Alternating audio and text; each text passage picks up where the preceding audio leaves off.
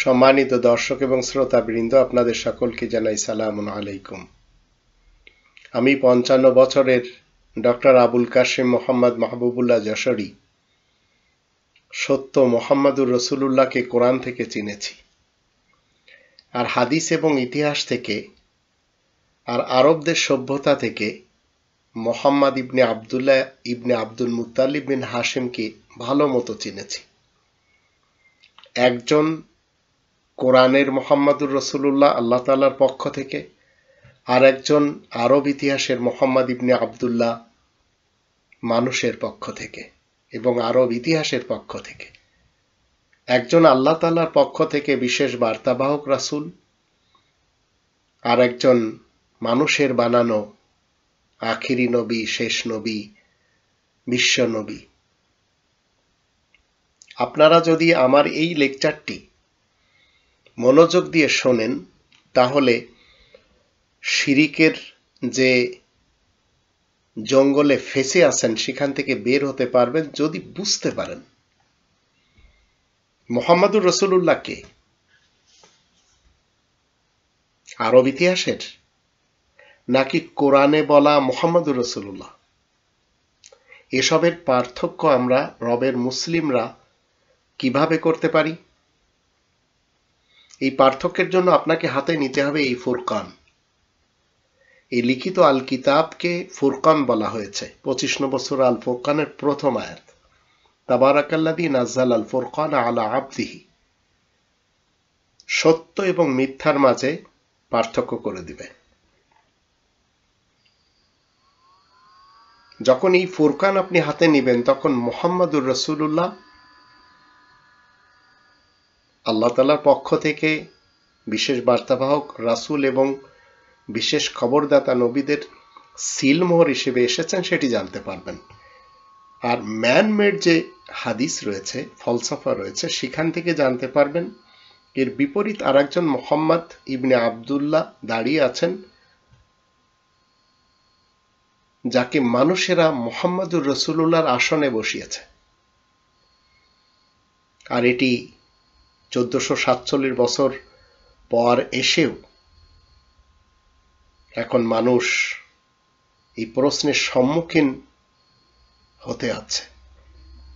মানুষের প্রশ্ন, আমি যশোরী যখন মানুষের সামনে কোরআন থেকে তুলে ধরছি যে মুহাম্মদ দুইজন, একজন আল্লাহ তাআলার পক্ষ থেকে আর একজন ইতিহাসের পক্ষ থেকে। আল্লাহ তাআলার পক্ষ থেকে মুহাম্মদুর রাসূলুল্লাহ ওয়া খাতামান নাবিয়িন, আর ইতিহাসের এবং মুসলমান শিয়া সুন্নি সালাফিদের পক্ষ থেকে মুহাম্মদ ইবনে আবদুল্লাহ ইবনে আব্দুল মুত্তালিব বিন হাশিম। এই দুইজন কখনো এক চরিত্রের না।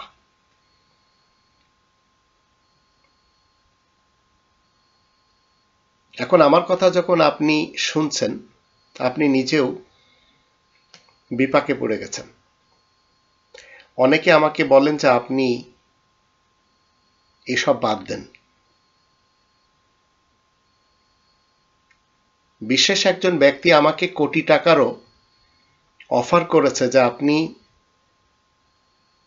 মুহাম্মদ ইবনে আবদুল্লাহকে মুহাম্মদুর রাসূলুল্লাহ মেনে চলেন, আপনার যত টাকা লাগবে, আপাতত 1 কোটি টাকা দেওয়া হবে, কিন্তু আপনি প্লিজ স্টপ করেন, এগুলো স্টপ করেন, না হলে আপনাকে বাংলাদেশে মেরে ফেলে দেওয়া হবে। তো আমি আমার মাকে বুঝালাম যে মা, মুহাম্মদুর রাসূলুল্লাহ এবং মুহাম্মদ ইবনে আবদুল্লাহ মাঝে পার্থক্য হলো, মুহাম্মদুর রাসূলুল্লাহ কোরআনের কথা বলেন, আর মুহাম্মদ ইবনে আবদুল্লাহ 6 বছরের কন্যা শিশুকে বিয়ে করেন। তুমি কি তোমার 4টি মেয়েকে মুহাম্মদ ইবনে আবদুল্লাহ ইবনে আব্দুল মুত্তালিব বিন হাশিমের প্রেমে পড়ে 6 বছরে বিয়ে দিতে রাজি ছিলে? আমার মা বলছেন না। কিন্তু আমার 11 জন ভাই বোনদের মাঝে 9 জন তারা মাকে বুঝিয়েছে যে তোমার ছেলে মুরতাদ হয়ে গেছে, হাদিস অবিশ্বাস করে। তা আমি কোরআনের মুহাম্মদুর রাসূলুল্লাহকে আমার মাকে বুঝিয়ে দিয়েছি। আমার বাবা গ্রামবাসীদেরকে আমার উপস্থিতিতে বলেছেন, কোরআন ছাড়া গতি নেই, কোরআন মেনে চলতে হবে, বাকি সব তোমরা পড়ো, পড়তে বাধা নেই। কিন্তু মানতে হবে এবং অটল বিশ্বাস থাকতে হবে এই কোরআনের উপরে। তো আজ 1447 বছর পর এসে মানুষ এই প্রশ্নের সম্মুখীন হয়েছে। তা আমার প্রশ্ন হলো যে এই প্রশ্নের সম্মুখীন হতে হবে কেন? আমাদের এর সুরাহা নিতে হবে কোত্থেকে? আল ফুরকান থেকে। আল ফুরকান থেকে যখন আপনি আমি সুরাহা নিতে পারবো, তখন সোজা পথে চলা সহজ হয়ে যাবে। আমি 55 বছর বয়সে আজ উপনীত হয়েছি। আমি অন্তত দুনিয়া থেকে চলে যাওয়ার সময় আমি বিশ্বাস করি, আমার কনফিডেন্সের সাথে আমি মুহাম্মাদুর রাসূলুল্লাহকে খুঁজে পেয়েছি কোরআনের পাতায়।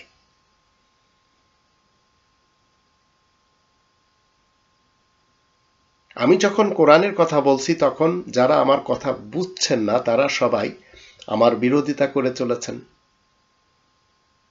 কেউ কেউ আমার পক্ষে কথা বলছেন, কিন্তু সালাফি সমাজ, শিয়া সমাজ এবং সুন্নি সমাজের যারা স্পিকার রয়েছেন, যারা বক্তা রয়েছেন, তারা আমার বিরুদ্ধে।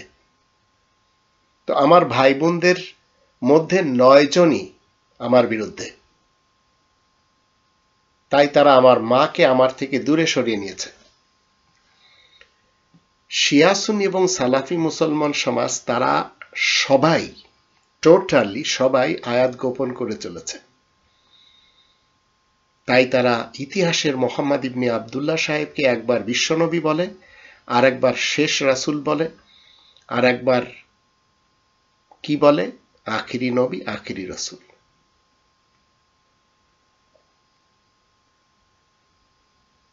আর এটি প্রমাণ করার জন্য তাদের কাছে একটি আয়াত নেই, তাদের কাছে রয়েছে শত শত নয় হাজার হাজার ফলসাফা এবং হাদিস।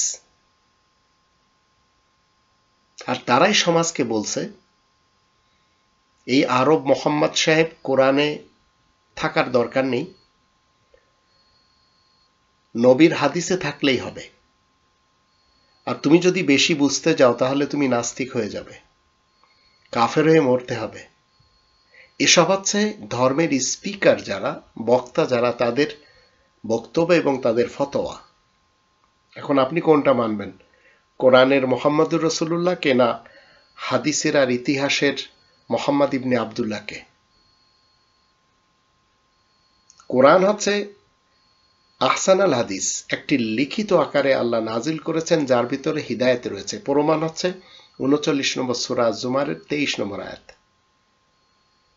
আর এই বক্তাদের কাছে, স্পিকারদের কাছে যে লাহওয়াল হাদিস রয়েছে, 31 নম্বর সূরা লোকমানের 6 এবং 7 আয়াত দুটির দৃষ্টিতে যারা লাহওয়াল হাদিস মানবে তারা সবাই যাতনাতে যাবে এবং যাতনাতে থাকবে চিরকাল। রবের মুসলিমরা 24 ঘন্টায় 24 জন ক্যারেক্টার, যা নবী এবং রাসূলদের মিলে জুলে কারো না কারোর ক্যারেক্টার মেনে চলবে, আর সেই ব্যবস্থা কোরআন করে দিয়েছে। এই কোরআনের টোটাল নবীদের সংখ্যা হচ্ছে 19 জন, আর টোটাল রাসূলদের সংখ্যা হচ্ছে 5 জন, যেগুলির নাম বলা হয়েছে। আর রাসূল সবসময় আসে আর যায়, সেই হিসেবে রাসূলদের গণনা যদি আপনি আমি করতে চাই, সেটি কখনো সম্ভব না। তবে কোরআন যে 5 জনকে রাসূল বলেছে আর যে 19 জনকে নবী বলেছে, আসুন তাদের নাম অন্তত আমরা একটু জেনে নিই। ইব্রাহিম, ইসহাক, ইয়াকুব, নূহ, দাউদ, সুলাইমান, আইয়ুব, ইউসুফ, মুসা, হারুন, জাকারিয়া, ইয়াহইয়া, ঈসা, ইলিয়াস, ইসমাইল, আলিয়াসা, ইউনুস, লূত, ইদ্রিস। এরা হচ্ছে সবাই নবীদের অন্তর্ভুক্ত। আর মনে রাখবেন, সকল নবীরা রাসূল হন, কিন্তু 5 জন যে রাসূল, সেই 5 জন রাসূল নবীদের অন্তর্ভুক্ত না। তো এই 19 জন হলেন কোরআনের দৃষ্টিতে রবের বিশেষ খবরদাতা নবী। আর এদের সকলের সিলমোহর যাকে বানানো হয়েছে, তিনি হলেন 33 নম্বর সূরা আল আহজাবের 40 নম্বর আয়াত মতে মুহাম্মাদুর রাসূলুল্লাহ ওয়া খাতামান নাবিয়িন। আর এই ক্যারেক্টার বর্তমান চলিতকালের আয়াত প্রচারের কারণে প্রশংসিত হয়ে উপাধি ধারণ করেন, তাই তাকে বলা হয় মুহাম্মদ। আপনি উপাধি ধারণ করবেন, আপনি হবেন মুহাম্মদ। যে বা যারা আয়াত প্রচার করবে সে বা তারা আল্লাহ তাআলার দৃষ্টিতে উপাধি ধারণ করবে মুহাম্মাদের। আর এই মুহাম্মাদুর রাসূলুল্লাহর কমপ্লিট নাম হচ্ছে মুহাম্মাদুর রাসূলুল্লাহ ওয়া খাতামান নাবিয়িন। 33 নম্বর সূরা আল আহজাবের 40 নম্বর আয়াতে কি বলা হচ্ছে? মা কানা মুহাম্মাদুন আবা আহাদিম মির রিজালিকুম ওয়ালাকিন রাসূলুল্লাহ ওয়া খাতামান নাবিয়িন ওয়া কানা আল্লাহু বিকুল্লি শাইইন আলিমা। আয়াত প্রচারের কারণে প্রশংসিত মুহাম্মদ উপাধি ধারণকারী ব্যক্তি, তিনি হলেন আল্লাহ তাআলার বার্তাবাহক রাসূল এবং সকল বিশেষ খবরদাতা নবীদের সিলমোহর। আর আল্লাহ সবকিছু বেশ জানেন। তবে আপনাকে এবং আমাকে মনে রাখতে হবে, তিনি আরব ইতিহাসের মুহাম্মদ ইবনে আব্দুল্লাহ ইবনে আব্দুল মুত্তালিব বিন হাশিম নন।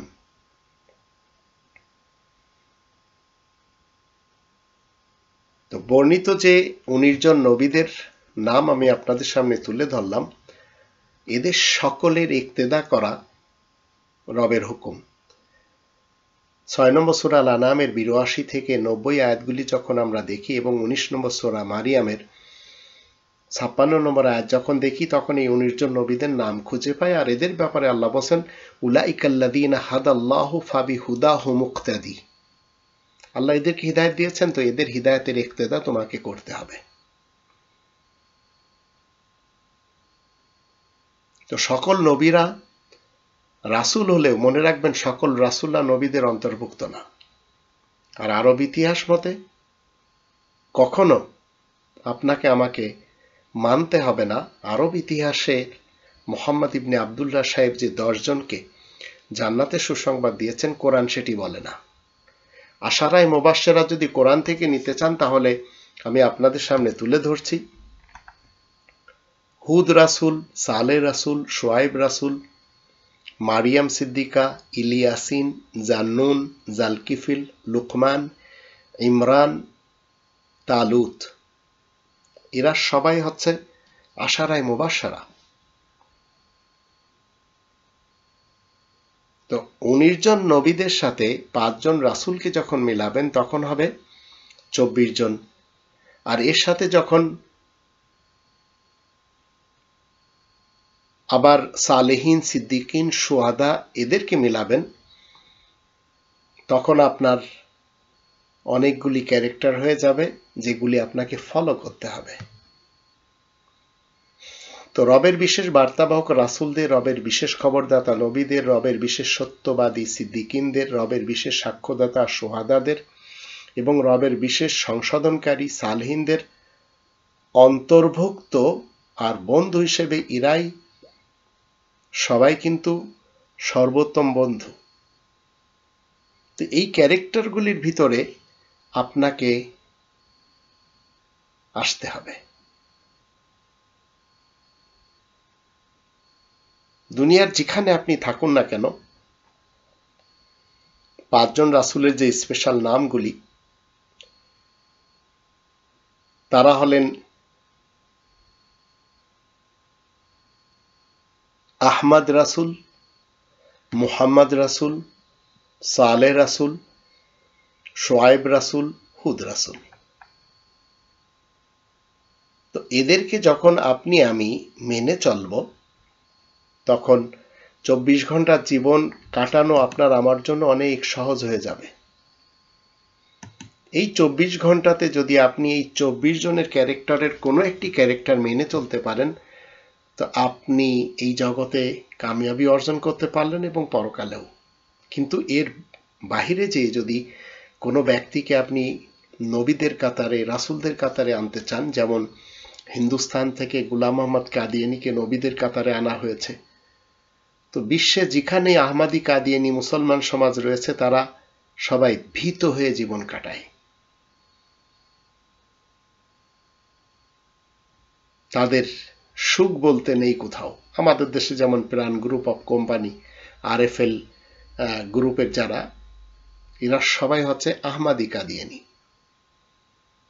পাকিস্তানিরা কখনো সুখে ছিল না, আজও নেই। বহির্বিশ্বে কিছু কিছু জায়গায় এদের সুখ রয়েছে, তারপরে ওরা মুখ ফুটিয়ে সব জায়গায় বলতে পারে না।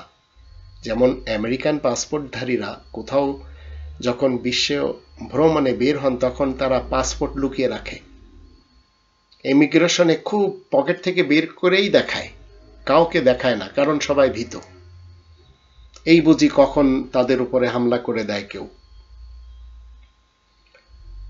তো যারা মোহাম্মদ ইবনে আবদুল্লাহ ইবনে আব্দুল মুত্তালিব বিন হাশিমকে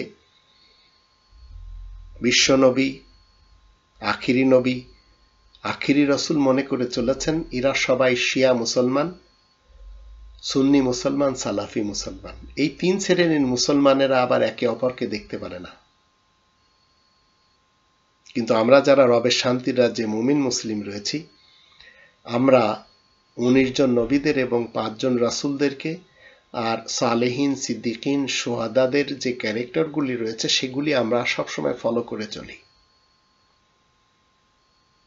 5 জন রাসূলদের মধ্যে মুহাম্মাদুর রাসূলুল্লাহ 33 নম্বর সূরা আল আহজাবের 40 নম্বর আয়াত মতে এটি এমন একটি উপাধি, এটি সব সময় সর্বযুগেই মুহাম্মাদুর রাসূলুল্লাহে সমাজে আসেন আর কোরআন থেকেই মানুষকে উপদেশ দিয়ে থাকেন, তাও জাতির ভাষায়। আপনি যদি করতে পারেন, আপনি হবেন সেই মুহাম্মদ নামের প্রশংসিত রাসূল, যিনি সিদ্দিকিন হবেন, শুহাদা হবেন, সালেহিন চরিত্রের অধিকারী হবেন। তো মুহাম্মাদুর রাসূলুল্লাহ রাসূল হিসেবে সমাজে উদিত হন সূর্যের আলোর মতো। কোরআনের 50 নম্বর সূরা কফের 45 নম্বর আয়াত মতে মুহাম্মাদুর রাসূলুল্লাহর বিশেষ কাজটি কি? ফাযাক্কির বিল কোরআন, কোরআনের সাথে উপদেশ দেওয়া। আর 14 নম্বর সূরা ইব্রাহিমের 4 নম্বর আয়াত মতে মাতৃভাষায়, স্বজাতির ভাষায় জাতিকে বুঝিয়ে দেওয়া। ওমা আরসালনা মির রাসূলিন ইল্লা বিলিসানি কওমি লিয়ুবাইয়িনা লাহুম। এই মুহাম্মাদুর রাসূলুল্লাহ তার রিসালাতের কাজ পূর্ণ করে মৃত্যুবরণ করেন। যখন তিনি মৃত্যুবরণ করেন, সেখানে আবার একজন বা একাধিক মুহাম্মাদুর রাসূলুল্লাহ এসে সেই কওমে, সেই জাতিতে উপস্থিত থাকেন। আর এটি আমরা 4 নম্বর সূরা, এই 3 নম্বর সূরা আল ইমরানের 144 আয়াতে দেখতে পাই, যেখানে বলা হচ্ছে ওমা মুহাম্মাদুন ইল্লা রাসূল কদ খালাত মিন ক্বাবলিহির রুসুল আফা ইম্মাতা আও কুতিলা ইনকালাবতুম আলা আকাবিকুম ওয়া মান ইয়ানকালিব আলা আকিবাইহি ফালান ইয়াদুরুল্লাহ শাইআ ওয়া সায়াজিজিল্লাহু শাকিরিন। এই মুহাম্মাদের ক্যারেক্টার সবসময় চলমান থাকে। আপনি এই ক্যারেক্টারকে যখন ধারণ করবেন তখন আপনার উপরে দায়িত্ব হয়ে যাবে আয়াত প্রচার করতে হবে। ফলসফা প্রচার করবেন হবে না, হাদিস প্রচার করবেন হবে না, ফিকা প্রচার করবেন হবে না। আর দ্বিতীয় হচ্ছে আহমদ রাসূল, 61 নম্বর সূরা আস-সাফের 6 নম্বর আয়াত মতে আহমদ রাসূল এর অর্থ হলো আহমদ সবচেয়ে বেশি প্রশংসাকারী। তো সকল নবী এবং রাসূলদের যখন ফাইনাল স্টেজ এসে যায়, দুনিয়া থেকে চলে যাওয়ার সময় এসে যায়, তখন ওই ক্যারেক্টারটা হয় আহমদ রাসূলের।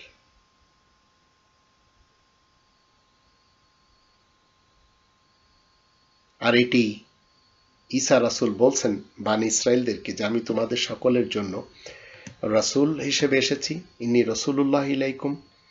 আর আমি একটি সুসংবাদ দিচ্ছি, সেটি কি? আমার পরে একজন রাসূল আসছে, অমুবাশশিরাম বিরাসূলিন ইয়াতি মিন বাদি ইসমুহু আহমদ। এই সুসংবাদটি কি দিচ্ছেন? যে আমার পরে একজন বার্তাবাহক রাসূল আসছে, তার নাম হবে আহমদ, সবচেয়ে বেশি প্রশংসাকারী। তারপরে সেই আহমদ রাসূল যখন সুস্পষ্ট প্রমাণ এবং দলিল নিয়ে আসে বানি ইসরাইলের মাঝে, তখন তারা বলে এটি স্পষ্ট জাদু। তো স্পষ্ট জাদু কিভাবে আমরা জানি? মনে রাখবেন, ইতিহাসের মুহাম্মাদের আলোচনা আমি করছি না, ইতিহাসের মুহাম্মদ এই আলোচনার বাইরে। তো ইতিহাসের মুহাম্মাদের যারা উম্মত দাবিদার, তারা যখন আপনি কোরআনের এই আয়াত তাদের সামনে রাখবেন, তখন তারা বলবে স্পষ্ট জাদু ছাড়া আর তো কিছুই নয়। কারণ তারা মুহাম্মাদুর রাসূলুল্লাহকে মুহাম্মদ ইবনে আব্দুল্লাহ ইবনে আব্দুল মুত্তালিব বিন হাশিম মনে করে। আবার তারাই বলে মুহাম্মদ ইবনে আব্দুল্লাহ সাহেব কুরাইশ বংশে এবং বনু হাশেমে এসেছে, কিন্তু কোরআন সেটি বলছে না। কোরআন বানি ইসরায়েলে নিয়ে আসছে আহমদ রাসূলকে। তো ঈসা নবীর মাধ্যম দিয়ে, ঈসা রাসূলের মাধ্যম দিয়ে আল্লাহ কি বলে দিচ্ছেন? নবী ঈসা রাসূল যখন বললেন, আমি তোমাদের প্রতি আল্লাহ তাআলার রাসূল, আর আমার পরে একজন রাসূল আসবে, তার নাম হবে আহমদ, যার অর্থ সবচেয়ে বেশি প্রশংসাকারী। তারপরে যখন আহমদ রাসূল সুস্পষ্ট নিদর্শন নিয়ে বানি ইসরায়েলদের কাছে আসে, তখন বানি ইসরায়েলরা বলছে, তারা বলে এ তো স্পষ্ট জাদু। তো স্পষ্ট জাদুটাই হচ্ছে যে তারা যা মনে করে চলেছে সেটি এখন বিভ্রমে পড়ে গেছে তারা, যে তারা তো চিরকাল শুনে আসছে তাদের স্পিকারদের কাছ থেকে, তাদের বক্তাদের কাছ থেকে, মাহফিলে এবং ধর্মের ঘরে, যে বনু হাশেমে এবং কুরাইশ বংশে এসেছে। আর 61 নম্বর সূরা সফের 6 নম্বর আয়াত মতে যখন ঈসা রাসূল জানিয়ে দিচ্ছেন, তখন সেটিকে তারা মেনে নিতে পারছে না। আর এই কথাটি আল্লাহ সর্বযুগে আয়াত প্রচারের কারণে প্রশংসিত মুহাম্মদকেও বলে দিয়েছেন যে ঈসা রাসূলের পরে যে রাসূল এসেছে তার নাম আহমদ। আহমদ রাসূল সুস্পষ্ট নিদর্শন নিয়ে বানি ইসরায়েলে আসলেই যারা আরব ইতিহাসের মুহাম্মদ ইবনে আব্দুল্লাহ সাহেবের ভক্ত, তারা আহমদ রাসূলকে অবিশ্বাস করে। আপনার যদি বিশ্বাস না হয় আজও করে দেখেন, তারা অবিশ্বাস করবে। তো আরব মুহাম্মদ ইবনে আব্দুল্লাহ সাহেবের ভক্তরা আহমদ রাসূলকেও তারা মুহাম্মদ বানিয়ে আরবের কুরাইশ এবং বনু হাশেমে এনে ছাড়ে, যা কোরআন বিরোধী এবং যার প্রমাণ আমরা স্যাটানিক ভার্সেসে দেখতে পাই, বিভিন্ন হাদিসে এবং বিভিন্ন ফলসফার গ্রন্থে এবং সিরাতের আর ইতিহাসের গ্রন্থে। আল্লাহ সকল নবী রাসূলদের প্রতি এবং সকল বিশেষ বার্তাবাহক আর বিশেষ খবরদাতাদের প্রতি লিখিত নির্ভুল আল কিতাব পাঠিয়েছেন, যার জন্য 2 নম্বর সূরা আল বাকারার 213 নম্বর আয়াত এবং 57 নম্বর সূরা আল হাদিদের 25 নম্বর আয়াত প্রমাণ করে। কিন্তু মুসলমান শিয়া সুন্নি সালাফি সমাজের লোকেরা দুঃখ প্রকাশ করে যে তারা গড় পর্দায় সবসময় বলতে থাকে যে এই কোরআন এসেছে মুহাম্মদ ইবনে আব্দুল্লাহ সাহেবের উপরে 23 বছরে, আর এই ধরনের কোন স্টেটমেন্ট কোরআন দেয় না। মুসলমান শিয়া সুন্নি সালাফিদের আরব মুহাম্মাদের আসল যে গোমর, সেটি কোরআন কিভাবে ফাঁস করে? 43 নম্বর সূরা আজ-জুখরুফের 31 নম্বর আয়াত মতে, وقالوا لولا نزل هذا القرآن على رجل من القريتين عظيم। আর মানুষেরা বলে এই কোরআন সেই বিশেষ দুটো জনপদের একটি বিশেষ ব্যক্তির কাছেই কেন নাজিল হয় না? সেই দুটো জনপদ মক্কা এবং মদিনা। মনে রাখবেন, সেই দুটো জনপদ কখনো নিউ ইয়র্ক এবং ওয়াশিংটন হয় না, সেই দুটো জনপদ কাবুল এবং দিল্লি হয় না, সেই দুটো জনপদ ঢাকা এবং ইসলামাবাদ হয় না। পৃথিবীর সবাই জানে সেটি হচ্ছে ইসলামের যে দুটি শহর, মক্কা এবং মদিনা। একটি সময়ের জন্য আয়াত প্রচার করে প্রশংসিত মুহাম্মদ যে কেউ হতে পারে, যেমন আপনিও অনেকের কাছে প্রশংসিত মুহাম্মদ, কারণ আপনি আয়াত প্রচার করছেন। তো আপনি ওই উপাধিতে আসতে পারবেন যদি সিদ্দিকিন, সোহাদা, সালেহিন চরিত্রের উপর আসতে পারেন, আহসানু আমালা করতে পারেন, অর্থাৎ সমাজে সৎ কাজ করে যেতে পারেন, 67 নম্বর সূরা আল মুলকের 2 নম্বর আয়াত মতে এবং 5 নম্বর সূরা আল মাইদার 2 নম্বর আয়াত মতে। তো আমলে সালে বুঝে নিয়ে আমল করতে পারেন। তো আল কোরআনে কি বলা হচ্ছে? নবী ইব্রাহিম রাসূলের অভ্যাসকে মেনে চলতে হবে। 3 নম্বর সূরা আল ইমরানের 95 নম্বর আয়াত তার প্রমাণ। নবী ইব্রাহিম রাসূলের সালাতকে সমাজে কায়েম করতে যদি আপনি পারেন অবিকল নামাজের কপি পেস্ট করে, যা মসজিদুল হারামে তথা মাক্কামে ইব্রাহিম থেকে যেটি কায়েমকৃত, তখন আপনি কি হবেন? আহমদ রাসূল আপনার জীবনের শেষ পর্যায়ে এসে হতে পারেন, মুহাম্মাদুর রাসূলুল্লাহ যে কোনো সময় হতে পারেন। তো যখন ইব্রাহিম রাসূলের অভ্যাসকে মানতে যেয়ে আপনি 5 ওয়াক্ত সালাত মসজিদুল হারামের নিয়ম নীতিতে কায়েম করবেন, যেটি 2 নম্বর সূরা আল বাকারার 125 নম্বর আয়াত থেকে প্রমাণ, ওয়াত্তাখিযু মিন মাকামি ইব্রাহিমা মুসাল্লা, তাহলে আপনি কি করলেন? মুহাম্মাদুর রাসূলুল্লাহর চরিত্রের উপরে উপনীত হয়ে ইব্রাহিম রাসূলের আমালান করে চলতে পারবেন। তো মুহাম্মাদুর রাসূলুল্লাহ, মুহাম্মদ এটি এমন একটি উপাধি, যেমন একজন ব্যক্তি এমবিবিএস ডাক্তার হতে হলে চিকিৎসা বিজ্ঞান নিয়ে পড়াশোনা করে পাশ করতে হবে, তারপরে সে এমবিবিএস হতে পারবে, এই উপাধিতে আসতে পারবে। এখন একজন ব্যক্তি তার নিজের সদ্য জন্ম নেওয়া সন্তানের নাম যদি ডাক্তার রাখে, তাহলে সে কখনো চিকিৎসা করতে পারবে না, কারণ সে তো পড়ে ডাক্তারি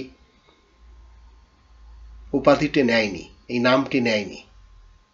তদ্রূপ কেউ যদি কারোর নাম ক্যাপ্টেন রাখে, তো সে পদ্মা নদীতে আপনাদের সকলকে ডুবিয়ে ছাড়বে, কারণ নামে যদি কেউ ক্যাপ্টেন হয়, মাঝি হয়, তো সে নৌকা কিংবা লঞ্চ, স্টিমার, জাহাজ চালাতে পারবে না। আর একজন যদি পাইলট হয়, নামে পড়াশোনা না করে, উপাধি অর্জন না করে, তাহলে তার হাতে আপনি বিমান দিয়ে দেবেন, আটলান্টিক মহাসাগরে আপনাদের সবাইকে নিয়ে ডুবে মরবে।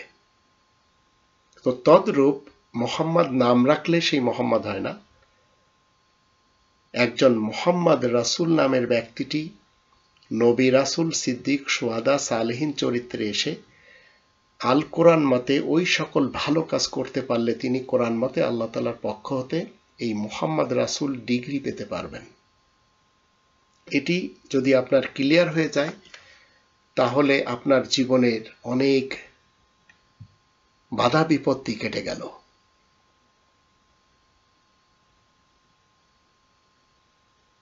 আপনাকে আয়াত প্রচারের কারণে প্রশংসিত হতে হবে। তো আয়াত প্রচারের কারণে প্রশংসিত ব্যক্তির উপাধি হচ্ছে মুহাম্মদ।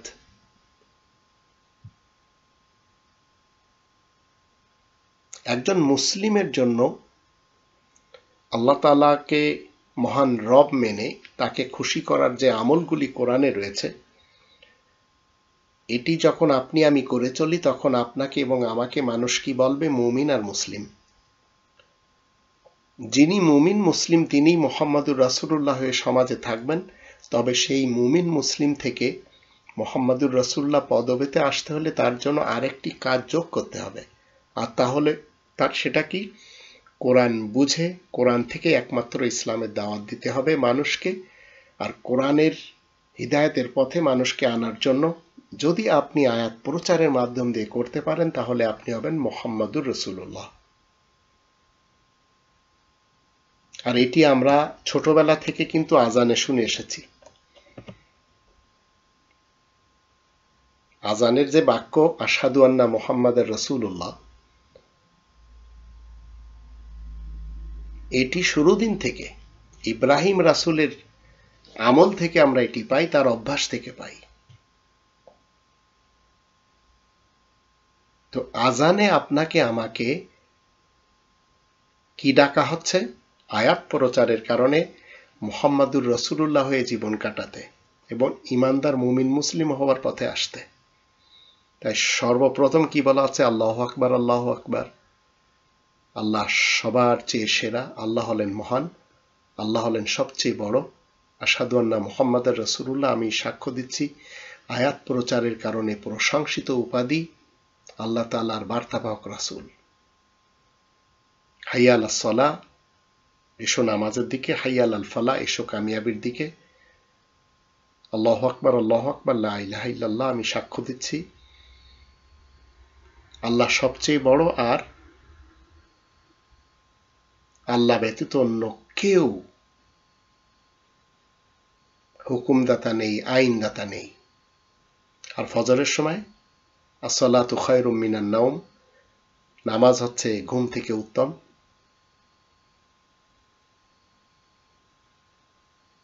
এখন যে সমস্ত লোকেরা শুরু দিনের এই আশহাদু আন্না মুহাম্মাদুর রাসূলুল্লাহকে মনে করে চলেছেন এটি আরব ইতিহাসের মোহাম্মদ ইবনে আবদুল্লাহ সাহেবের নামে এই বাক্যগুলি বলা হচ্ছে,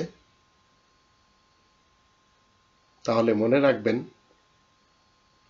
মানুষ কতটা অবুঝ হলে এই ধরনের বলাবলি করতে পারে যে আরবের ইতিহাসের মোহাম্মদ সাহেব হলেন আমাদের বিশ্বনবী, আখেরি নবী, অথচ এই ব্যক্তিকে আপনি এবং আমি কোরআনে তলাশ করে খুঁজে পাই না।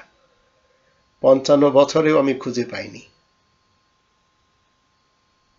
কারণ এই কোরআন আপনার এবং আমার উপরে নাজিল হয়, আর এটি এই শিয়া সুন্নি সালাফি স্পিকাররা আমাদেরকে কখনো শোনায়নি যে কোরআনে এই ধরনের আয়াত রয়েছে যে কোরআন আমাদের উপরেও নাজিল হয়। মনে রাখবেন, আপনার আমার উপরে যদি কোরআন নাজিল না হয় তো আপনার আমার জীবনটাই বৃথা। সবসময় মনে রাখবেন, ভুলে গেলে হবে না। কোরআনের যখন আমরা ৩ নম্বর সূরা আল ইমরানের ৮৪ নম্বর আয়াত দেখি, সেখানে কি বলা হচ্ছে? কুল, তুমি বলে দাও, আমান্না বিল্লাহ, আমরা তো আল্লাহ তাআলার উপর ঈমান এনেছি, ওমা উনজিলা আলাইনা, আর যা আমাদের কাছে নাজিল হয়েছে। তো আলাইনা, এই যে জমা মুতাকাল্লিমের সিগায়, এর মানে হচ্ছে যে আমরা সবাই ইনক্লুড হয়ে গেছি, নাজিল আমাদের দিকে হয়। তাছাড়া ইব্রাহিম, ইসমাইল, ইসহাক, ইয়াকুব এবং তার ছেলেদের কাছে যা নাজিল হয়েছে, মুসা, ঈসা আর সকল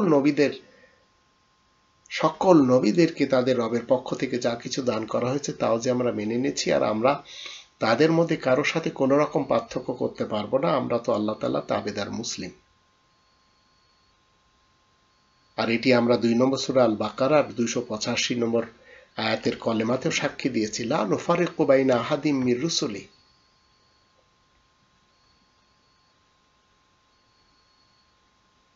অনেক চিন্তা করুন, অনেক গবেষণা করুন, খুঁজে পাবেন সত্যটি। আর যখন আপনি আসল মোহাম্মদ আর নকল মোহাম্মদের মাঝে পার্থক্য পেয়ে যাবেন, তখন আপনার মতো সুখী লোক পৃথিবীতে কেউ থাকবে না। মনে রাখতে হবে ১৬ নম্বর সূরা আন-নাহলের ১০৪ এবং ১০৫ এই দুটি আয়াতে আল্লাহ কি বলছেন? যারা আল্লাহ তাআলার আয়াতসমূহে মোটেই আস্থাবান নয় তাদেরকে আল্লাহ হিদায়াত দিবেন না, আর তাদের জন্য জ্বলন্ত আযাব রয়েছে। যারা মিথ্যা রচনা করে যাচ্ছে তারা আল্লাহ তাআলার আয়াতসমূহের প্রতি বিশ্বাসী নয়, তারা মিথ্যেবাদী দল। তো মিথ্যাবাদী দলেরা সবসময় কি করে জানেন? ধর্মের স্পিকারদের পিছনে, ধর্মের পীরদের পিছনে, ধর্মের জামানার ইমামের পিছনে ছুটেই চলে। মাহফিল কোথায় আছে সেই দিকে যায়, বিশ্ব ইজতেমা কোথায় হয় সেই দিকে যায়। টঙ্গীর মাঠে যেই যদি কেউ এটা মনে করে যে সেখানে আসলে হজের সওয়াব হয়, তাহলে এই বোকা জাতিকে আপনি কিভাবে কোরআন বোঝাবেন? আর তাদের স্পিকাররা কিন্তু এই ধরনের কথা বলা বলি করে, আর প্রত্যেকটি স্পিকারকে তাদের অনুসারীরা আল্লাহ মানে এবং তাদের কথাকে তারা চূড়ান্ত মনে করে, আর তাদের কথাকেই তারা কোরআন মনে করে, অথচ তারা কেউ কোরআন পড়তেও জানে না, কোরআনের কও জানে না। তো মুহাম্মাদুর রাসূলুল্লাহ ওয়া খাতামান নাবিয়িনের সত্যায়িত করা আয়াত যদি আপনার কাছে না থাকে, তাহলে আপনার কাছে ইবলিস এবং শয়তান এসে ঢেলে দেবে ফলসফা, আর সেই ফলসফা করতে করতে আপনি জীবন কাটিয়ে দেবেন। আর এটি বাগদাদ থেকে হাসান বিন সাবা ইহুদি শিক্ষা দিয়ে কওমি এবং খারিজি মাদ্রাসা তৈরি করেছে, যার সবচেয়ে বড় একটি এলাকা হচ্ছে আজ হিন্দুস্তানের দেওবন্দ, যেখান থেকে আমি পড়েছি। আর খ্রিস্টানদের কর্তৃক লর্ড লরেন্স কর্তৃক কলকাতা আলিয়া মাদ্রাসা বানানো হয়েছে, যা 26 জন প্রিন্সিপাল একে একে খ্রিস্টান, সেই ব্রিটিশ ভারতের যুগে ছিল। এরা কখনো আপনাকে কোরআনের মোহাম্মদুর রাসূলুল্লাহর কথা বলবে না। যে মোহাম্মদ ইবনে আবদুল্লাহ সাহেবের কথা তারা শিক্ষা দেয়, তিনি কোরআন বিরোধী এমন কিছু কর্মকাণ্ড করেছেন যার ইতিহাস যদি একজন মানুষের হাতে আপনি দেন তাহলে সে পড়ে লজ্জা পাবে। যেমন ধরুন 6 বছরের কোনো কন্যা শিশুকে বিয়ে করা, এটি কোরআনের মোহাম্মদুর রাসূলুল্লাহ ওয়া খাতামান নাবিয়িন দ্বারা সত্যায়িত না। যেমন ধরুন 21টি বিবাহ করা, নর্মাল সবাই তো জানে 13টি, আবার তার ভিতরে 2টি গার্লফ্রেন্ড, মারিয়া কিপ্তিয়া এবং রায়হানা। কোরআন কখনো ইতিহাসের কোনো ব্যক্তিকে নিয়ে আলোচনা করে না। তো মোহাম্মদুর রাসূলুল্লাহ এবং আহমদ রাসূল, এছাড়া আরো হুদ রাসূল, শুআয়ব রাসূল এবং সালেহ রাসূল, এগুলি যদি আমরা মেনে না চলি, রাসূলদের শিক্ষার মাঝে যদি আমরা তারতম্য করি, আর যদি বলি আমরা একজনকে মানব অপরজনকে মানব না, 4 নম্বর সূরা নিসার 150 থেকে 152 আয়াতগুলি যখন পড়বেন তো আল্লাহ বলেন উলাইকা হুমুল কাফিরুন হাক্কা, এরা হচ্ছে প্রকৃতপক্ষে কাফের। 2 নম্বর সূরা আল বাকারার 285 নম্বর আয়াত মতে কোন রাসূলদের মাঝে পার্থক্য করা যাবে না, কোন রাসূলদের শিক্ষার আর আল্লাহ তাআলার শিক্ষার মাঝে পার্থক্য করা যাবে না। 2 নম্বর সূরা আল বাকারার 213 নম্বর আয়াত মতে কানান নাসু উম্মাতান ওয়াহিদা, মানব সমাজ একই উম্মত। তো কোন নবী আলাদা আলাদা, কোন নবী আলাদা আলাদা ভাবে উম্মত গড়ে নিতে পারবে না। কেউ বিশ্বনবী হবে, কেউ আখিরি রাসূল হবে। কোরআনে এসব কথাবার্তা কখনো আমাদেরকে শিখায় না, আর কোরআনে এই ধরনের কথা নেই। কোরআনের পাতায় যে যখন আপনি প্রশ্ন করবেন, কোরআনের সাথে যখন চ্যাটিং করবেন, কোরআনের সাথে যখন আপনি একটু মেলার চেষ্টা করবেন, তো কোরআন একটা একটা করে আপনার প্রত্যেকটি প্রশ্নের উত্তর দিবে। কোরআনের সাথে বাটপারি করার কোনো সুযোগই নেই, কিন্তু শিয়া সুন্নি সালাফি সমাজের স্পিকাররা করেই চলেছে। তো আরব ইতিহাসের মোহাম্মদ ইবনে আবদুল্লাহ সাহেবকে নবী বানিয়ে আপনি যদি প্রমাণ করতে যান, কোরআন কাউকে সেই সুযোগ দিবে না। ইতিহাসের কোনো ব্যক্তিকে নবী বানানোর বা রাসূল বানানোর তো প্রশ্নই জাগে না। আর বিশ্বাস করুন, আমি কাদিয়ানীদের সাথে বাহাস করেছি, তাদেরকে চ্যালেঞ্জও দিয়েছি। তারা গোলাম আহমদ কাদিয়ানীকে মানতে চেয়ে পুরা জীবনটাই লাগিয়ে দেয়। তাকে ইস্টাবলিশ করার ক্ষেত্রে তদ্রূপ শিয়ারা আলীকে, সুন্নি এবং সালাফিরা মোহাম্মদ ইবনে আবদুল্লাহকে।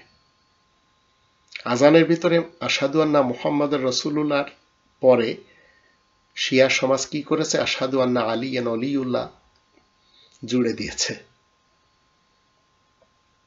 কোরআনে অনুমতি নেই, ইব্রাহিম রাসূলের অভ্যাসে এটি নেই। তো আরব ইতিহাসের মোহাম্মদ ইবনে আবদুল্লাহকে নবী বানিয়ে প্রমাণ করতে আপনি যাবেন, কোরআন কাউকে সে সুযোগ দিবে না। 19 জন নবী আয়াতের দলিল দ্বারা প্রমাণ। আবার আরব ইতিহাসের মোহাম্মদ ইবনে আবদুল্লাহকে রাসূল বানাতে যাবেন, এটিও পারবেন না। কারণ রাসূল হতে হলে কোরআন থেকে কোরআনের আয়াত প্রচার করতে হবে, সিদ্দিকিন, শুহাদা, সালেহিন চরিত্রের মানুষ হতে হবে, সমাজে কোরআন থেকে সালাত প্রতিষ্ঠা করতে হবে, তাও একটি নিয়মে। 2 নম্বর সূরা আল বাকারার 125 নম্বর আয়াতের দৃষ্টিতে ইব্রাহিম রাসূলের দাঁড়ানোর স্থান থেকে। যদি সেটি আপনি বাদ দিয়ে হানাফি, শাফি, মালিকি, হাম্বলি, আক্কাসি এবং বায়েজিদ খান পন্নির নামাজ আপনি ইস্টাবলিশ করেন, তাহলে আপনাকে যাতনাতে দেওয়া হবে 8 নম্বর সূরা আল আনফালের 34 এবং 35 আয়াত দুটির দৃষ্টিতে। আহসানু আমালা কি? আহসানু আমালা সৎ কাজ করে যেতে হবে সমাজের বেলায়, রাষ্ট্রের বেলায়। আমাদের দেশের কোনো একজন মুসলমান, বিএনপি মার্কা হোক কিংবা আওয়ামী লীগ মার্কা হোক, যারা ঊর্ধ্বতন কর্মকর্তা এবং কর্মচারীরা বুকে হাত দিয়ে বলতে পারবে না যে আহসানু আমালা করেছে জীবনভর, কিন্তু তাদের রিটায়ার্ডের পরে আমরা দেখতে পাই হাতে তসবিহ নিয়ে মসজিদে প্রথম কাতারে বসে, না হয় চিল্লা লাগায়। কারণ এই যে পাপ করেছে, এই যে কঠিন জুলুম নির্যাতন করেছে চাকুরিজীবীকালে, এখন পাপ মোচনের জন্য দান সৎকা করে, মসজিদে দেয় এবং মাদ্রাসায় দেয়। আমলে চলে এটি না। কোরআনের সূত্র মতে এসব বিষয় দিয়ে জাজমেন্ট করলে, বিচার করলে আরব মোহাম্মদ ইবনে আবদুল্লাহ সাহেব কখনো টিকবে না।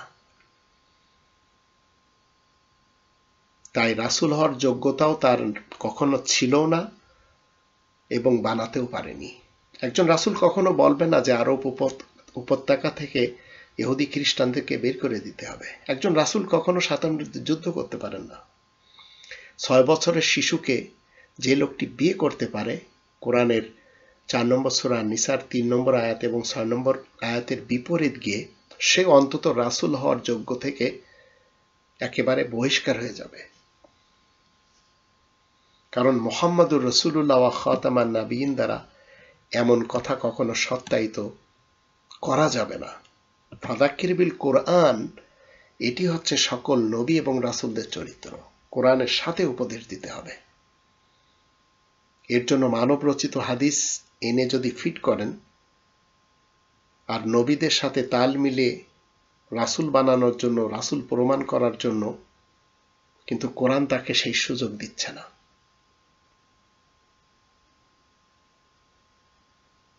আমরা যদি আজানের বায়োগ্রাফি জানি, তো আজানে মুহাম্মাদুর রাসূলুল্লাহটা কে, যেটি শুরুদিন থেকে ইব্রাহিম রাসূল এই অভ্যাসটি করে দিয়েছেন, যেটি মারুফ রয়েছে। তিনি কি আরব ইতিহাসের মুহাম্মদ ইবনে আবদুল্লাহ, নাকি কোরআনের মুহাম্মাদুর রাসূলুল্লাহ, যে উপাধিটা আয়াত প্রচারের কারণে ধারণ করতে হয়? একটু পূর্বেই কিন্তু আমি মুহাম্মাদুর রাসূলুল্লাহর বিষয়ে ক্লিয়ার করে দিয়েছি এবং আবারও বলছি, মুহাম্মাদুর রাসূলুল্লাহ কোনো ব্যক্তি নয়, কিন্তু ব্যক্তির উপাধি। এটি 33 নম্বর সূরা আল আহজাবের 40 নম্বর আয়াত প্রমাণ করে। মা কানা মুহাম্মাদুন আবা আহাদিম মির রিজালিকুম ওয়ালাকিন রাসূলুল্লাহি ওয়া খাতামান নাবিয়্যিন ওয়া কানা আল্লাহু বিকুল্লি শাইইন আলিমা। আয়াত প্রচারের কারণে প্রশংসিত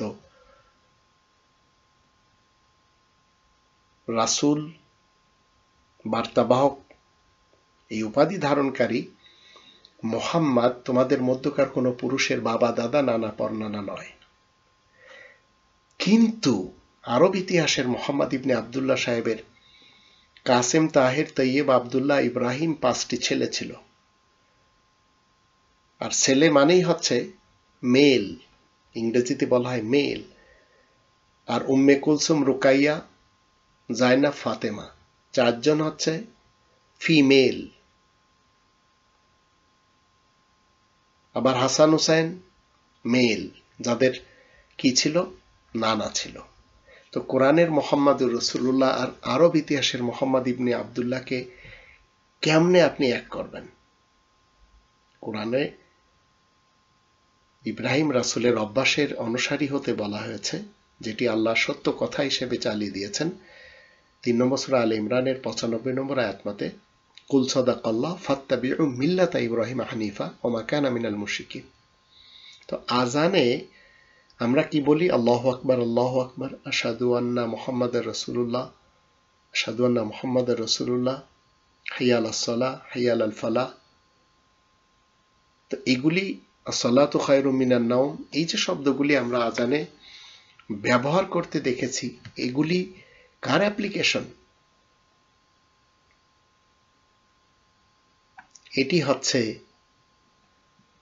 কোরআনের যখন আমরা 14 নম্বর সূরা ইব্রাহিমের 40 নম্বর আয়াত পড়ি, সেখানে কি বলা আছে? রব্বি জাআলনি মুকিমাস সালাতি ওয়া মিন যুররিয়াতি রব্বানা ওয়া তাকাব্বাল দুআ।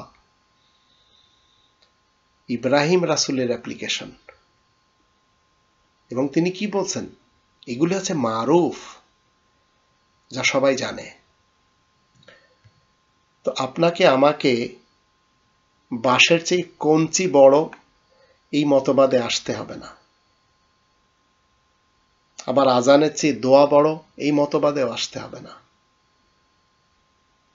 যারা আজানের পরে একটি দোয়া পাঠ করে আরব ইতিহাসের সেই পাপিষ্ঠ ব্যক্তিকে মুহাম্মাদুর রাসূলুল্লাহ মনে করে তাকে জান্নাতে পৌঁছানোর জন্য দোয়া করা হয়, যেটি আল্লাহুম্মা রাব্বা হাযি দাওয়াতি তাম্মা ওয়াস সালাতিল কায়িমা আতি মুহাম্মাদানিল ওয়াসিলাতা ওয়াল ফাদিলা ওয়া বা'আথহু মাকামান মাহমুদা আল্লাযী ওয়া'আদতা ইন্নাকা লা তুখলিফুল মিয়াদ। এই যে কথাগুলি বলা হয়, এই ধরনের আজানের আওয়াজ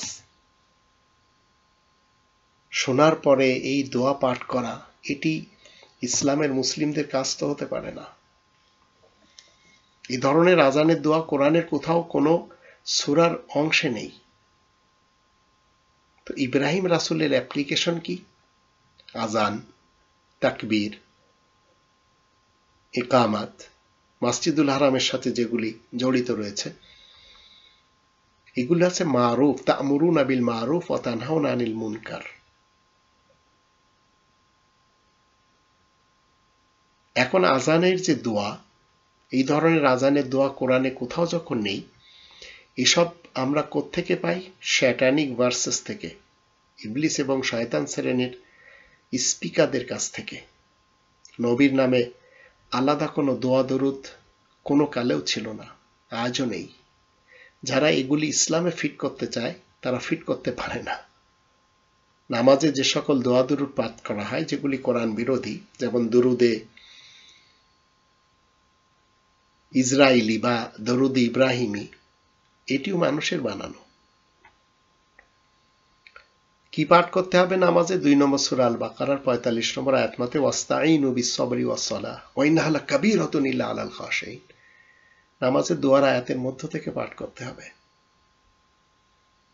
কারণ সাহায্য চাওয়ার জন্য দুটি নিয়ম বেঁধে দেওয়া হয়েছে, সবর এবং সালাহ। ধৈর্য ধরে থাকতে হবে বালা মুসিবত আসলে, এবং নিজের ব্যক্তিত্বকে আল্লাহ তাআলার দিকে ছুপে দিতে হবে। আল্লাযীনা ইযা আসাবাতুহুম মুসিবাতুন ক্বালু ইন্না লিল্লাহি ওয়া ইন্না ইলাইহি রাজিউন। যখন আপনার মুসিবত আসবে, কোনো ডিজাস্টার আসবে, তখন আপনি যদি নিজের ব্যক্তিত্বকে আল্লাহ তাআলার দিকে ছুপে দেন, তখন আল্লাহ এর উত্তর দেন উলাইকা আলাইহিম সালাওয়াতুম মির রাব্বিহিম ওয়া রাহমাহ ওয়া উলাইকা হুমুল মুহতাদুন। এদের উপর আল্লাহ তাআলার পক্ষ থেকে সংবর্ধনা থাকে। আর 2 নম্বর সূরা আল বাকারার 156-157 আয়াত দুটিতে তাই বলা হয়েছে। তো আপনাকে দুয়ার আয়াতের মধ্য থেকে পাঠ করতে হবে সালাতে। আবার রমাদানে 73 নম্বর সূরা মুজাম্মিলের 20 নম্বর আয়াতের দৃষ্টিতে আপনি কোরআনের মধ্য থেকে পাঠ করতে পারেন এই একটি মাস, কারণ খতম তারাবি সবাই করেন বিধায়, আবার অনেকে সূরা তারাবি পড়েন। তো মুহাম্মাদুর রাসূলুল্লাহকে আঁকড়ে ধরতে হবে।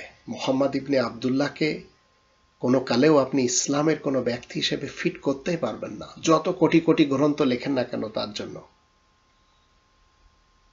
আর রবের মুসলিম আমরা যারা রয়েছি, আমরা এই মানব রচিত কোনো দোয়া, কোনো মন্ত্র পাঠ করতে পারবো না। 3 তসবিহ বলেন বা দোয়ায়ে কুনুত বলেন, দোয়ায়ে মাসুরা বলেন, 7 কলেমা বলেন, এগুলি মুসলিমদের কাজ না।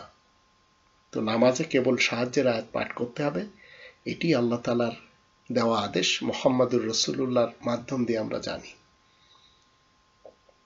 আর এটি নবী ইব্রাহিম রাসূলকে আল্লাহ বলে দিয়েছেন। কোন নবীকে তার অনুসারীরা বেহেশতের সমান উচ্চ স্থানে পাঠানোর জন্য কোনো দোয়া দরুদ পড়তে পারে এবং দোয়া দরুদ বানানোর দরকার পড়ে না। আল্লাহ তাআলার প্রেরিত সত্য সঠিক নবী রাসূল হয়ে থাকলে সেই লোকটি যে বেহেশতের সুমহান স্থানে চলে যাবেন, এতে কোনো ধরনের সন্দেহ নেই, আর এটি আল্লাহ তাআলার পক্ষ থেকে নির্ধারিত। তাহলে আপনি কেন এই দোয়া দরুদ পাঠ করতে চাচ্ছেন এবং প্রত্যেক আজানের পরে? আর আপনি কেন দুনিয়ার শুরু দিনের আজানকে 1400 বছর থেকে ফিট করে আসছেন? ভুয়া মিথ্যা নবী রাসূল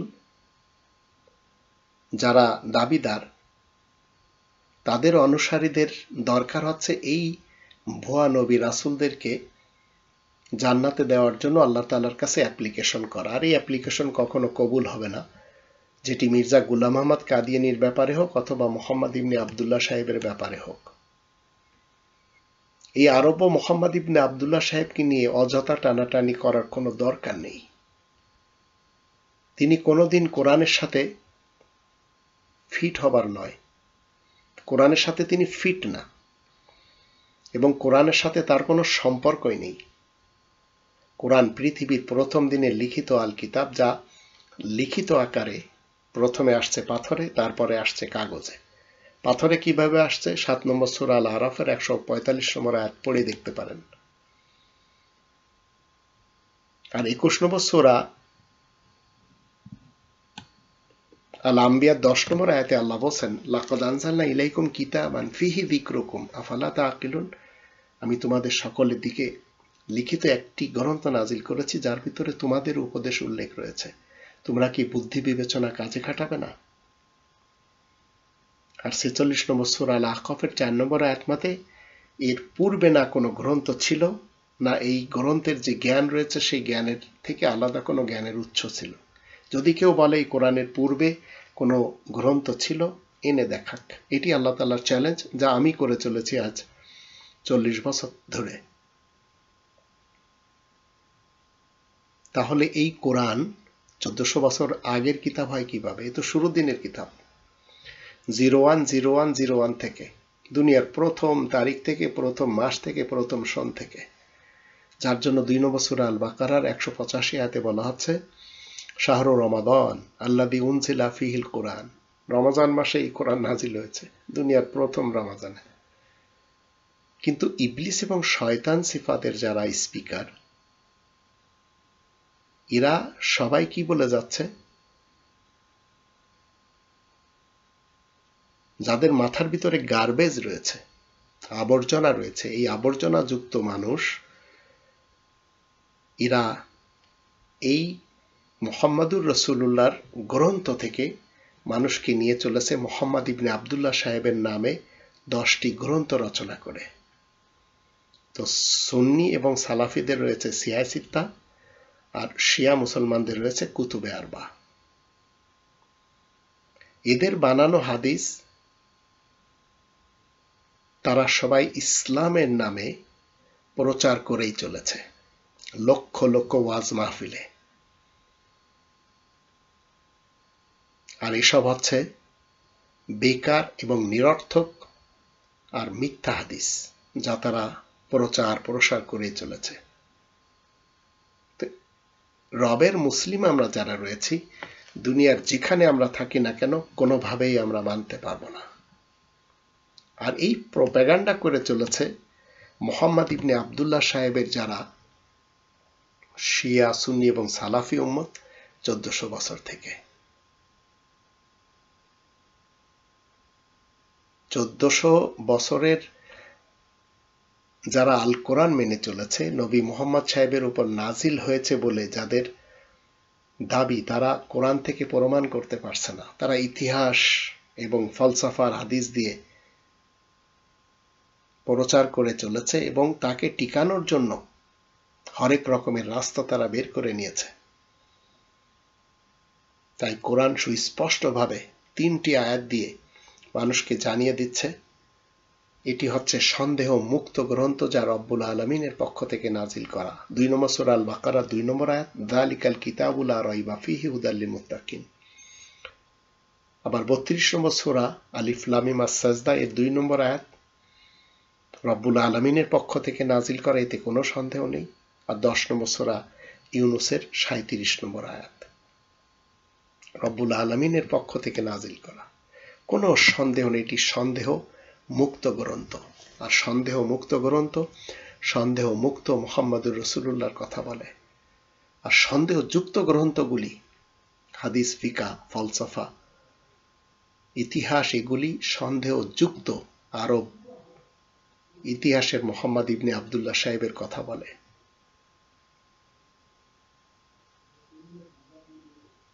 জগতে যত ধর্মের স্পিকার রয়েছে তারা স্বীকারই করতে চায় না, তারা আয়াত গোপন করে চলে। তো আরবের মিথ্যা নবী মুহাম্মদকে সমাজে প্রতিষ্ঠিত করার লক্ষ্যে তারা কাজ করে চলেছে। অথচ আয়াতের অর্থ কত সহজ তা যারা বোঝে না, আর যারা বুঝেও না বোঝার অভিনয় করে চলেছে, তারাই হচ্ছে মুসলমান শিয়া সুন্নি সালাফি সমাজের স্পিকার, বক্তা।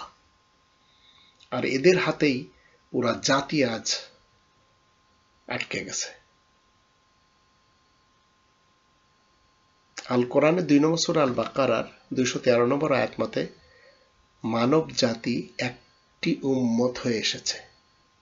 সেখানে আরব ইতিহাসের মোহাম্মদ ইবনে আবদুল্লাহ সাহেবের উম্মত হওয়ার তো প্রশ্নই জাগে না। আল্লাহ বলেন কানান নাস উম্মাতান ওয়াহিদা। আর কোরআনে 33 নম্বর সূরা আল আহজাবের 40 নম্বর আয়াত মতে মোহাম্মদ শব্দের অর্থ আয়াত প্রচারের কারণে প্রশংসিত উপাধি।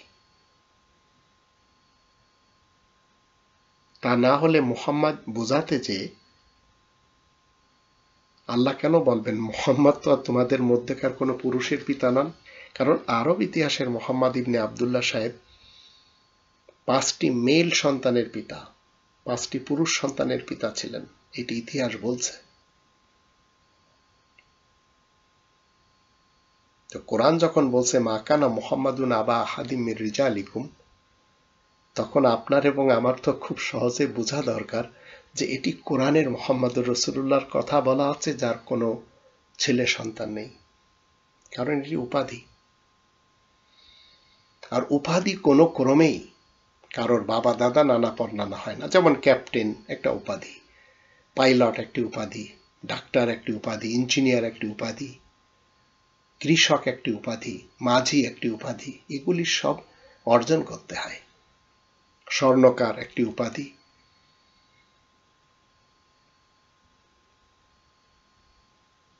যদি আরব ইতিহাসের ব্যক্তিকে আল্লাহ প্রমাণ করতে চাইতেন তাহলে তো এই কথা বলার দরকার ছিল না যে মুহাম্মদ তোমাদের মধ্যকার কোনো পুরুষের বাবা দাদা নানা পরনানা নয়। এরপরেও যদি আপনারা না বুঝতে চান, আমার করার কিছু নেই। আল্লাহ তো কোরআনে সরাসরি বলে দিলেই পারতেন যে আরবের মুহাম্মদ একজন নবী এবং একজন রাসূল, কিন্তু কোরআন এই ধরনের কথা বলবে না। মানুষেরা গ্রাউন্ডে যে যা কিছু ঘটাচ্ছে কোরআন সেটি শুরু দিন থেকে বলে দিয়েছে। তো কোরআন প্রথম কিতাব হলে নবী ইব্রাহিম রাসূলের বিষয়, ঈসা রাসূলের বিষয়, নূহ রাসূলের বিষয়, ইউসুফ রাসূলের বিষয় এবং সকল নবী রাসূলদের বিষয় নিয়ে যে কথা বলছেন এবং যে ভবিষ্যৎবাণী করেছেন, এসবগুলি আমাদেরকে মেনে চলতে হবে। আর ঈসা রাসূল কর্তৃক যে বলা হচ্ছে যে আমার পরে আহমদ রাসূল আসছে, এগুলি হচ্ছে কোরআনের ভবিষ্যৎবাণী। শুরুদিন থেকে এগুলি বলে দেওয়া হয়েছে যে এগুলি ঘটবে। আর এটি হচ্ছে কোরআনের সবচেয়ে বড় কারিশমা এবং সবচেয়ে বড় কোরআনের মুজিজা।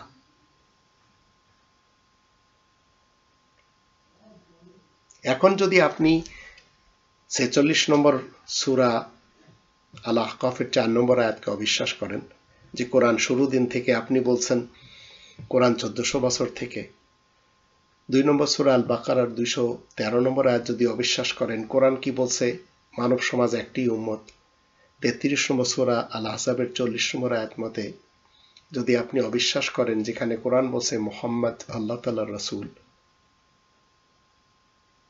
তো এই আয়াতগুলি কোনোভাবেও যারা আরব মুহাম্মদ ইবনে আবদুল্লাহ সাহেবের ঠিকানোর ব্যাপারে কাজ করে চলেছেন যে তিনি নবী এবং রাসূল, তো এই প্রমাণ কেউ দিতে পারবে না।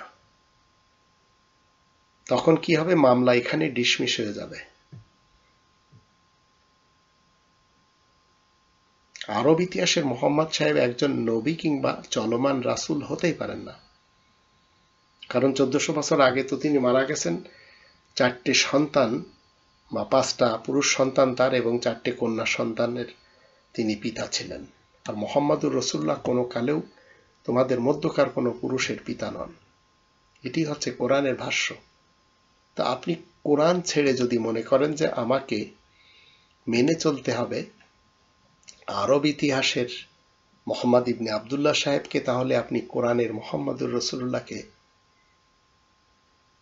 আঁকড়ে ধরতে পারলেন না।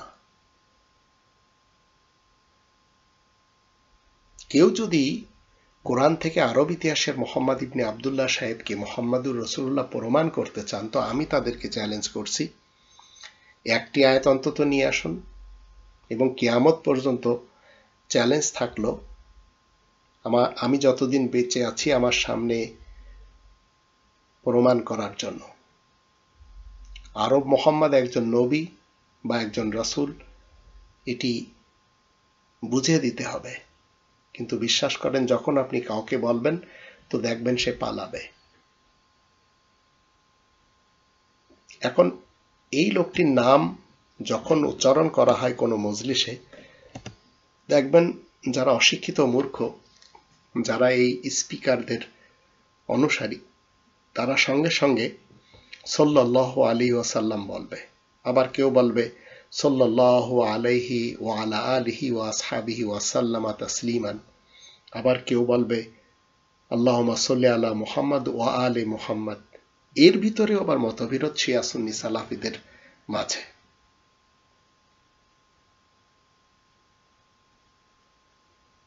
একজন মিথ্যা নবী, একজন বানোয়াট নবী, তার নামে দরুদ সালাম পেশ করছে, আপন বাবার নামে মায়ের নামে কিন্তু করে না।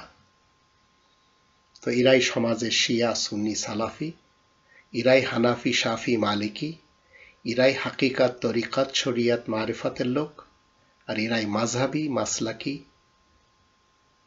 এবং ধর্মের স্পিকার আর পীরদের অনুসারী। মুসলমানদের মাঝে আজ আমি প্রমাণ করে দিয়েছি 135টি দল রয়েছে। কোন দল অপর দলকে সত্য জানে না। এই মুসলমান সমাজে যারা বসবাস করছে তাদের চরিত্র কোরআন থেকে মিলাতে গেলে কারোর কথার সাথে কারোর কথা কোনোভাবে মিল পাওয়া যায় না, কারোর হাদিসের সাথে কারোর হাদিসের মিল পাওয়া যায় না। শিয়ারা সুন্নিদেরটা মানে না, সুন্নিরা এবং সালাফিরা শিয়াদেরটা মানে না, তাদের কারোর সাথে কারোর ঐক্য নেই। এর কারণ এরা সবাই কোরআন থেকে ইসলামকে মানছে না, তাই তাদের কথা কারোর সাথে মিলবেও না। এরা সবাই 3 নম্বর সূরা আল ইমরানের 103 নম্বর আয়াতের বিপরীত যাতনার দ্বার স্থানে দাঁড়িয়ে আছে, যাতনার কিনারায় দাঁড়িয়ে আছে। তাই কোরআনের মুহাম্মদুর রাসূলুল্লাহর সাথে এদের কোনো সম্পর্ক নেই। 6 নম্বর সূরা আল আনামের 159 নম্বর আয়াত তার প্রমাণ করে।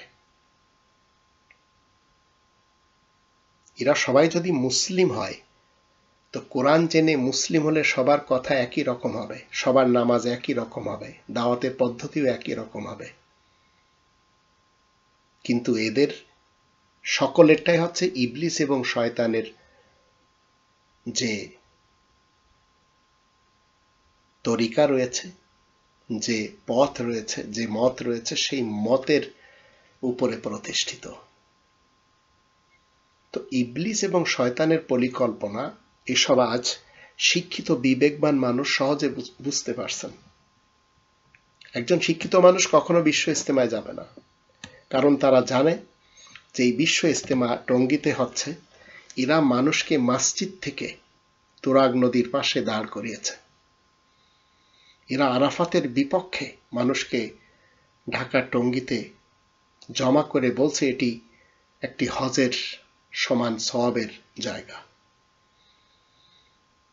বিবেকবান এবং শিক্ষিত সমাজ কখনো আহলে হাদিস হবে না, সালাফি হবে না, কখনো আহলে সুন্নাত হবে না, সুন্নি হবে না, কখনো আহলে তাশাইয়্যু হবে না, শিয়া হবে না। 1400 বছর থেকে যারা শিয়া সুন্নি সালাফি ধর্মের জালে আবদ্ধ হয়ে গেছে, তারা সবাই সেই কই মাছের মতো যে একবার ফেঁসে যায় আর বেরোতে পারে না, সেই ইঁদুরের কলের মতো যে একবার ঢুকে গেলি আর বেরোতে পারে না। এরা সবাই বের হওয়ার জন্য রাস্তা তলাশ করছে, আর আমি এদের সকলকে কোরআনের পথে আসতে বলছি। 19 নম্বর সূরা মারিয়ামের 97 নম্বর আয়াতের দৃষ্টিতে আরব ইতিহাসের এই ব্যক্তিটি তাগুত প্রধান বাবা আদম আজহরের অনুসারী। তাই এই ইবলিস এবং শয়তানের পথ থেকে আপনাকে আমাকে ফিরে আসতে হবে কোরআনের মুহাম্মদুর রাসূলুল্লাহর পথে। ধর্মের স্পিকাররা ইবলিস এবং শয়তান সেজে এদের মগজ ধুলাই করে দিয়ে আরব ইতিহাসের মুহাম্মদ ইবনে আবদুল্লাহ সাহেবকে মুহাম্মদুর রাসূলুল্লাহর আসনে বসিয়েছে, আর এটি কোরআন অমান্যকারীদের সবচেয়ে বড় চরিত্র। এরা সবাই আহলে কিতাব, এরা সবাই দাবিদার যে এই কিতাবের তারা ধারক, মুসলমান, শিয়া, সুন্নি, সালাফেরা। আমরাও আহলুল কিতাব, আমরাও কোরআনের ধারক এবং বাহক, কিন্তু আমরা শুধু কোরআনের সাথে জীবন কাটাই। 29 নম্বর সূরা আল আনকাবুতের 51 নম্বর আয়াত মতে। আর ওরা সবাই কোরআনকে সামনে রেখে ওরা নিজেদের ফলসফাগুলি মানে, তাই এরা যে যেখানে আছে সেখানে থেকে খুশি পায়, যেটি 30 নম্বর সূরা রোমের 30 থেকে 32 আয়াতগুলি আমরা দেখে নিতে পারি। কুল্লু হিজবিম বিমা লাদাইহিম ফারিহুন। তো কোরআন আজ থাকা সত্ত্বেও 200 কোটি মুসলমান, শিয়া, সুন্নি, সালাফেরা নিজেদের সংশোধন করতে পারছে না, কারণ তারা সবাই কাল্পনিক একটি চরিত্রকে মেনে চলেছে, যেটি আরব ইতিহাসের মুহাম্মদ ইবনে আবদুল্লাহ। তাই শেষ বিচারের দিনে তো ধরা খাবে, আজও দুনিয়াতে ধরা খাচ্ছে, তারা সবাই আরো ধরা খাবে। তারা সবাই মূল অপরাধী, এই জন্য সমাজের মানুষদের তারা পথভ্রষ্ট করে ছেড়েছে।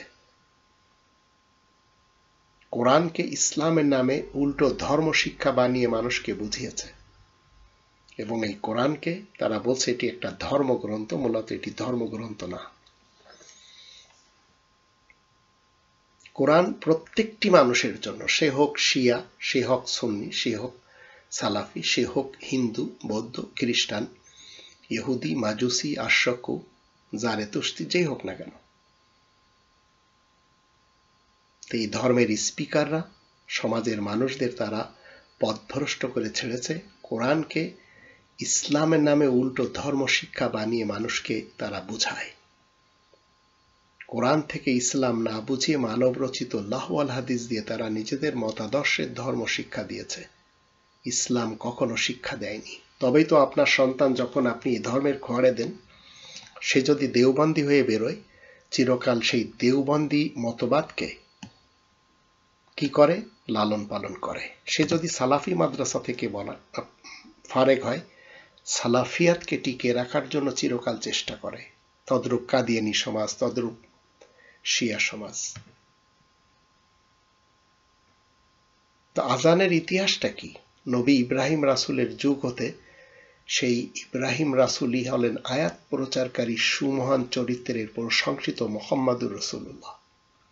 এবং একে একে প্রত্যেকটি নবী তারা সবাই যখন আয়াত প্রচার করেন, তখন সেই ক্যারেক্টারে জোড় হয়ে যায়, সেই ক্যারেক্টারে অ্যাটেস্ট হয়ে যায় মুহাম্মদ।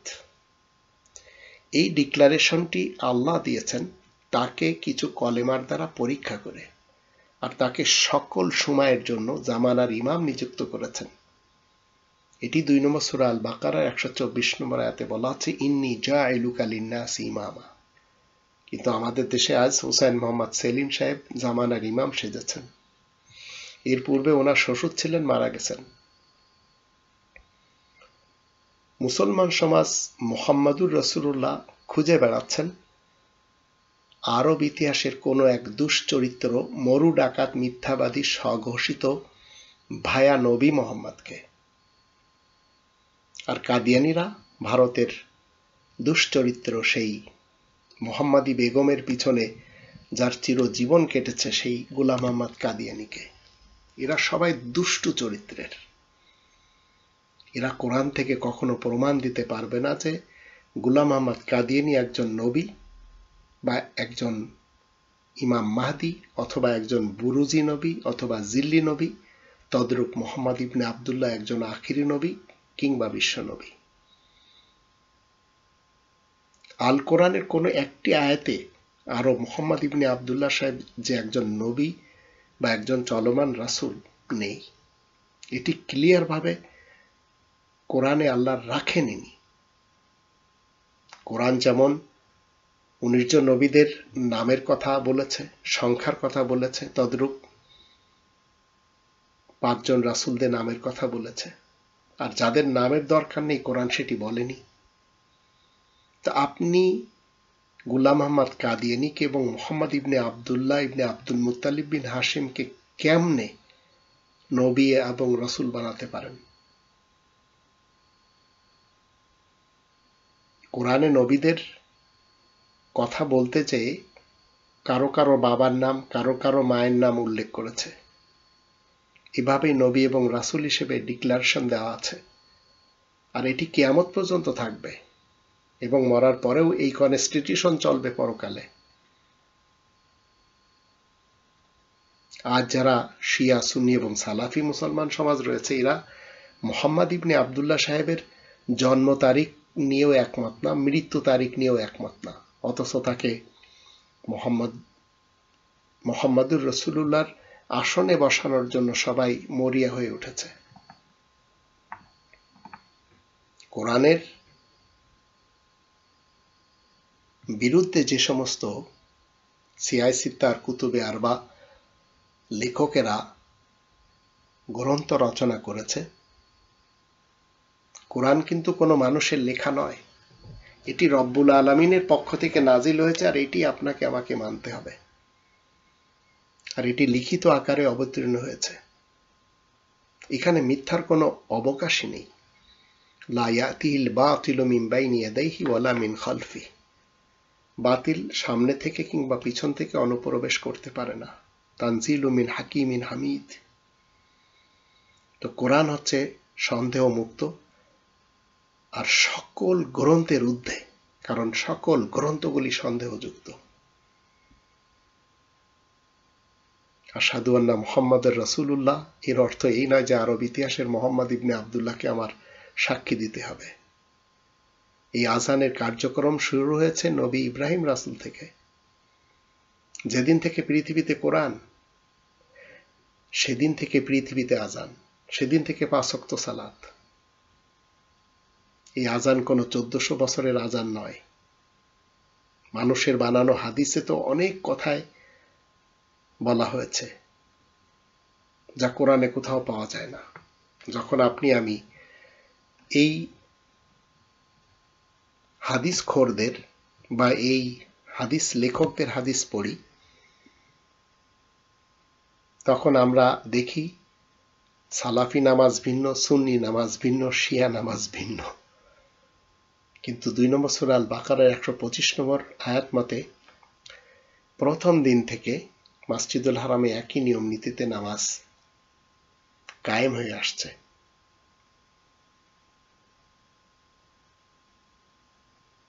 লাহওয়াল হাদিসে লেখা রয়েছে, আরব মোহাম্মদ তার সব অনুসারীদেরকে ডাকলেন এবং বললেন নামাজের আগে মানুষকে আহ্বান করার একটি নিয়ম চালু করতে হবে। তাই তিনি আদেশ করলেন, তোমরা নামাজে আহ্বান করো, এর জন্য একটি ড্রাম বানিয়ে মানুষকে নামাজের জন্য ডাকবে, মানে ঢোলে আওয়াজ দিতে হবে।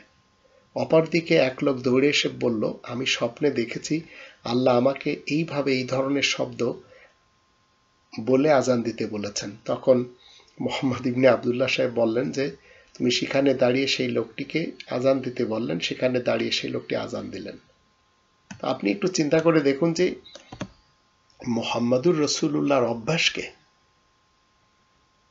কিভাবে হরণ করা হচ্ছে, অপমান করা হচ্ছে। আর এই ধরনের ঘটনা ধর্মের স্পিকারদের কাছ থেকে শিয়া সুন্নি সালাফিরা শুনেই চলেছে, আর শোনার পরে বলে সুবহানাল্লাহ, কেউ বলে আলহামদুলিল্লাহ, কেউ বলে আল্লাহু আকবার, কেউ বলে মাশাআল্লাহ।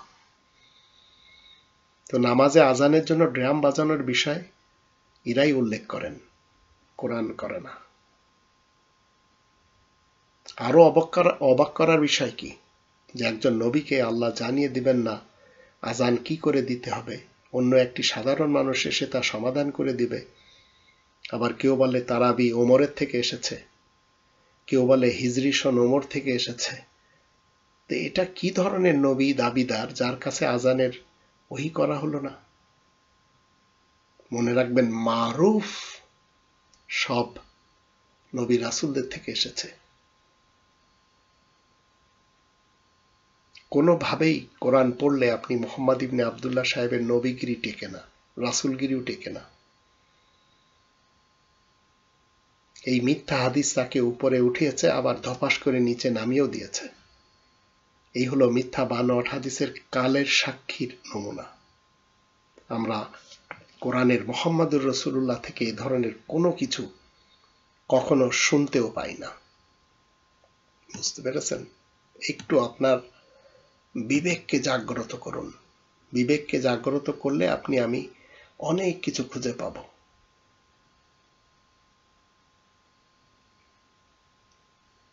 46 নম্বর সূরা আল আহকাফের 4 নম্বর আয়াত কি প্রমাণ করছে? কোরআন দুনিয়ার শুরু থেকে, কোরআন হজের আজান দিতে বলেছে ইব্রাহিম রাসূলকে। তো নবী ইব্রাহিম রাসূল তিনি সমাজে 5 ওয়াক্ত সালাত, নবী ইব্রাহিম রাসূল এই আজান, ইকামাত, এই রুকু সেজদা, এই কায়দা কিয়াম, এই তাওয়াফ, এই ইতিকাফ, এগুলি সব শিখিয়েছেন। এগুলি সব মারুফ, তা'মুরুনা বিল মারুফ, এগুলো শুরু দিন থেকে। কোরআন অবতীর্ণ হয়েছে লিখিত আকারে, টেক্সট মেসেজ আকারে।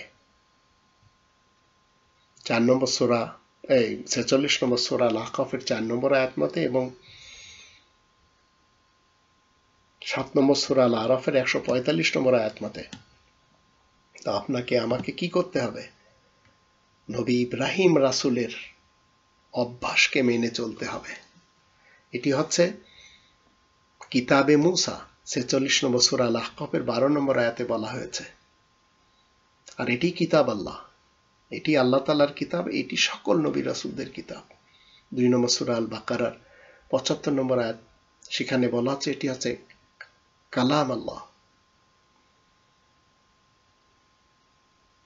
নবী ইব্রাহিম রাসূল কি জানতেন এই আজানের ধ্বনিতে আশহাদু আন্না মুহাম্মাদার রাসূলুল্লাহ বলে একটি বাক্য রয়েছে? কারণ এটি তিনি স্টার্ট করেছেন, তাই তিনি রবকে বলেছেন রব্বানা ওয়া তাকাব্বাল দুআ। আর 2 নম্বর সূরা আল বাকারার 186 নম্বর আয়াত মতে আল্লাহ বলেন উজিবুদ দাওয়াতাদ দাঈ ইযা দাআন ফালিয়াস্তাজিবু লি। ইব্রাহিম রাসূল অ্যাপ্লিকেশন করেছেন, আল্লাহ সেটি কবুল করেছেন।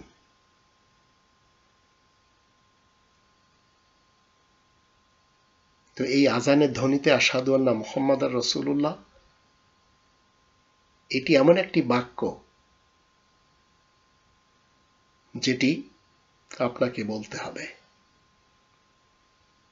তো এটি আরব ইতিহাসের মুহাম্মদ না, তাহলে কি ধরনের মুহাম্মদ? এই ধরনের প্রশ্ন আসতে পারে। সেই মুহাম্মদ বোঝার জন্য কোরআনের আয়াত আল্লাহ দিয়েছেন 33 নম্বর সূরা আল আহজাবের 40 নম্বর আয়াতে, মা কানা মুহাম্মাদুন আবা আহাদিম মির রিজালিকুম। আর এর দিয়েই আমরা মুহাম্মদ এই উপাধির পরিচয় পাই। কোরআনে যে 19 জন নবীদের তালিকা আল্লাহ দিয়েছেন, সেখানে আলাদা করে হযরত মুহাম্মদ সাহেব বলে কোনো শব্দ আল্লাহ বলেননি। কোরআনে কোথাও হযরত মুহাম্মদ মুস্তাফা নিয়ে কোনো নামই নেই। 47 নম্বর সূরা মুহাম্মাদের যখন আমরা 2 নম্বর আয়াত পড়ি, সেখানে কি বলা আছে? ওয়াল্লাযীনা আমানু ওয়া আমিলুস সালিহাতি ওয়া আমানু বিমা নুজিলা আলা মুহাম্মদ ওয়া হুয়াল হাক্কু মির রাব্বিহিম কাফারা আনহুম সাইয়্যাতিহিম ওয়া আসলাহা বালাহুম। যারা ঈমান এনে সংশোধনের কাজ করে, আর আয়াত প্রচারের কারণে প্রশংসিত মুহাম্মাদের কাছে যা কিছু নাজিল করা হয়েছে সেসবের প্রতি যারা আস্থাবান, আসলে তা যে তাদের রবের পক্ষ থেকে সত্য সঠিকভাবে নাজিল হয়েছে, আল্লাহ তাদের দোষ ত্রুটি দূর করে দিবেন আর তাদের অবস্থা শুধরে দিবেন। ওয়াল হাক্কু মির রব্বিহিম, 2 নম্বর সূরা আল বাকারার 147 আয়াতে বলা হচ্ছে আল হাক্কু মির রব্বিকা ফালা তাকুনান্না মিনাল মুমতারিন। এই বিশেষ মহাসত্য তোমার রবের পক্ষ থেকে এসেছে, তাই তুমি সন্দেহ পোষণকারীর দলে শামিল হবে না। এখন যারা লা ইলাহা ইল্লাল্লাহ মুহাম্মাদুর রাসূলুল্লাহ বানিয়েছেন তারা 47 নম্বর সূরা মুহাম্মাদের 19 নম্বর আয়াতের বিপক্ষে চলে গেছেন, যেখানে বলা হচ্ছে ফা আলামা আন্নাহু লা ইলাহা ইল্লাল্লাহ। সুতরাং তুমি জেনে রাখো আল্লাহ ছাড়া আর কেউ বিধানদাতা নেই। এই লা ইলাহা ইল্লাল্লাহর সাথে কি করেছে? 48 নম্বর সূরা আল ফাতহ এর 29 নম্বর আয়াতের শুরুর একটি অংশকে কেটে নিয়ে জুড়ে দিয়েছে, যেখানে বলা হচ্ছে মুহাম্মাদুর রাসূলুল্লাহ ওয়াল্লাযীনা মাআহু আশিদ্দাউ আলাল কুফারি রুহামাউ বাইনাহুম। আয়াত প্রচারের কারণে প্রশংসিত মুহাম্মদ আল্লাহ তাআলার বার্তাবাহক রাসূল এবং যারা তার সঙ্গী সাথী তারা নিজেদের মধ্যে রহমদিল, আর আয়াত গোপনকারী কাফেরদের ব্যাপারে কঠোর।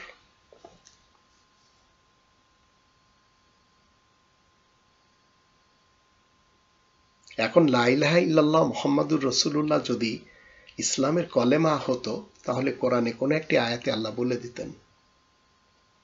কোরআনে কোথাও এইভাবে নেই, এবং যখন আপনি কোরআন পড়বেন আপনিও পড়ে দেখবেন নেই। তাহলে ধর্মের স্পিকাররা, ধর্মের বক্তারা, হুজুররা এটি যোগ করে ফেলেছে এবং আল্লাহকে অপমান করেছে এরা। আর এরাই যখন ধর্মের নামে, মাসলাক এবং মাযহাবের নামে মসজিদ তৈরি করে, মসজিদুল হারামের বিপরীতে, তখন এরা দেখবেন মেহরাবের উপরে লা ইলাহা ইল্লাল্লাহ মুহাম্মাদুর রাসূলুল্লাহ লেখে। তো আপনি যদি দুটি পাশাপাশি লেখেন, তাহলে একটি আল্লাহ তাআলার যে বিধান, সেই জায়গায় দুটি বিধান চালু হয়ে যাবে। দুইজনের বিধান মানতে হবে। আল্লাহ ছাড়া কোনো চিরস্থায়ী বিধানদাতা তো হতেই পারে না, লা ইলাহা ইল্লাল্লাহ। তো যখন আপনি লিখতেছেন এবং বলতেছেন যে এটি ইসলামের প্রথম কলেমা, তা আপনি প্রথমেই হচ্ছেন মুশরিক। আপনি দুই বিধানদাতা মানলেন। আর 47 নম্বর সূরা মুহাম্মাদের 19 নম্বর আয়াতে একসাথে কিন্তু এটি নেই। এরা আবার নবীর নামে সুন্নত নামাজ চালু করেছে, যে নবী তাদের বানানো, যে মহামানব তাদের বানানো। অথচ 108 নম্বর সূরা আল কাউসারের 2 নম্বর আয়াতে বলা হচ্ছে ফাসাল্লি লিরাব্বিকা ওয়ানহার, তোমার নামাজ তোমার রবের জন্য হতে হবে। তো রবের জন্য তো সুন্নত নামাজ নেই।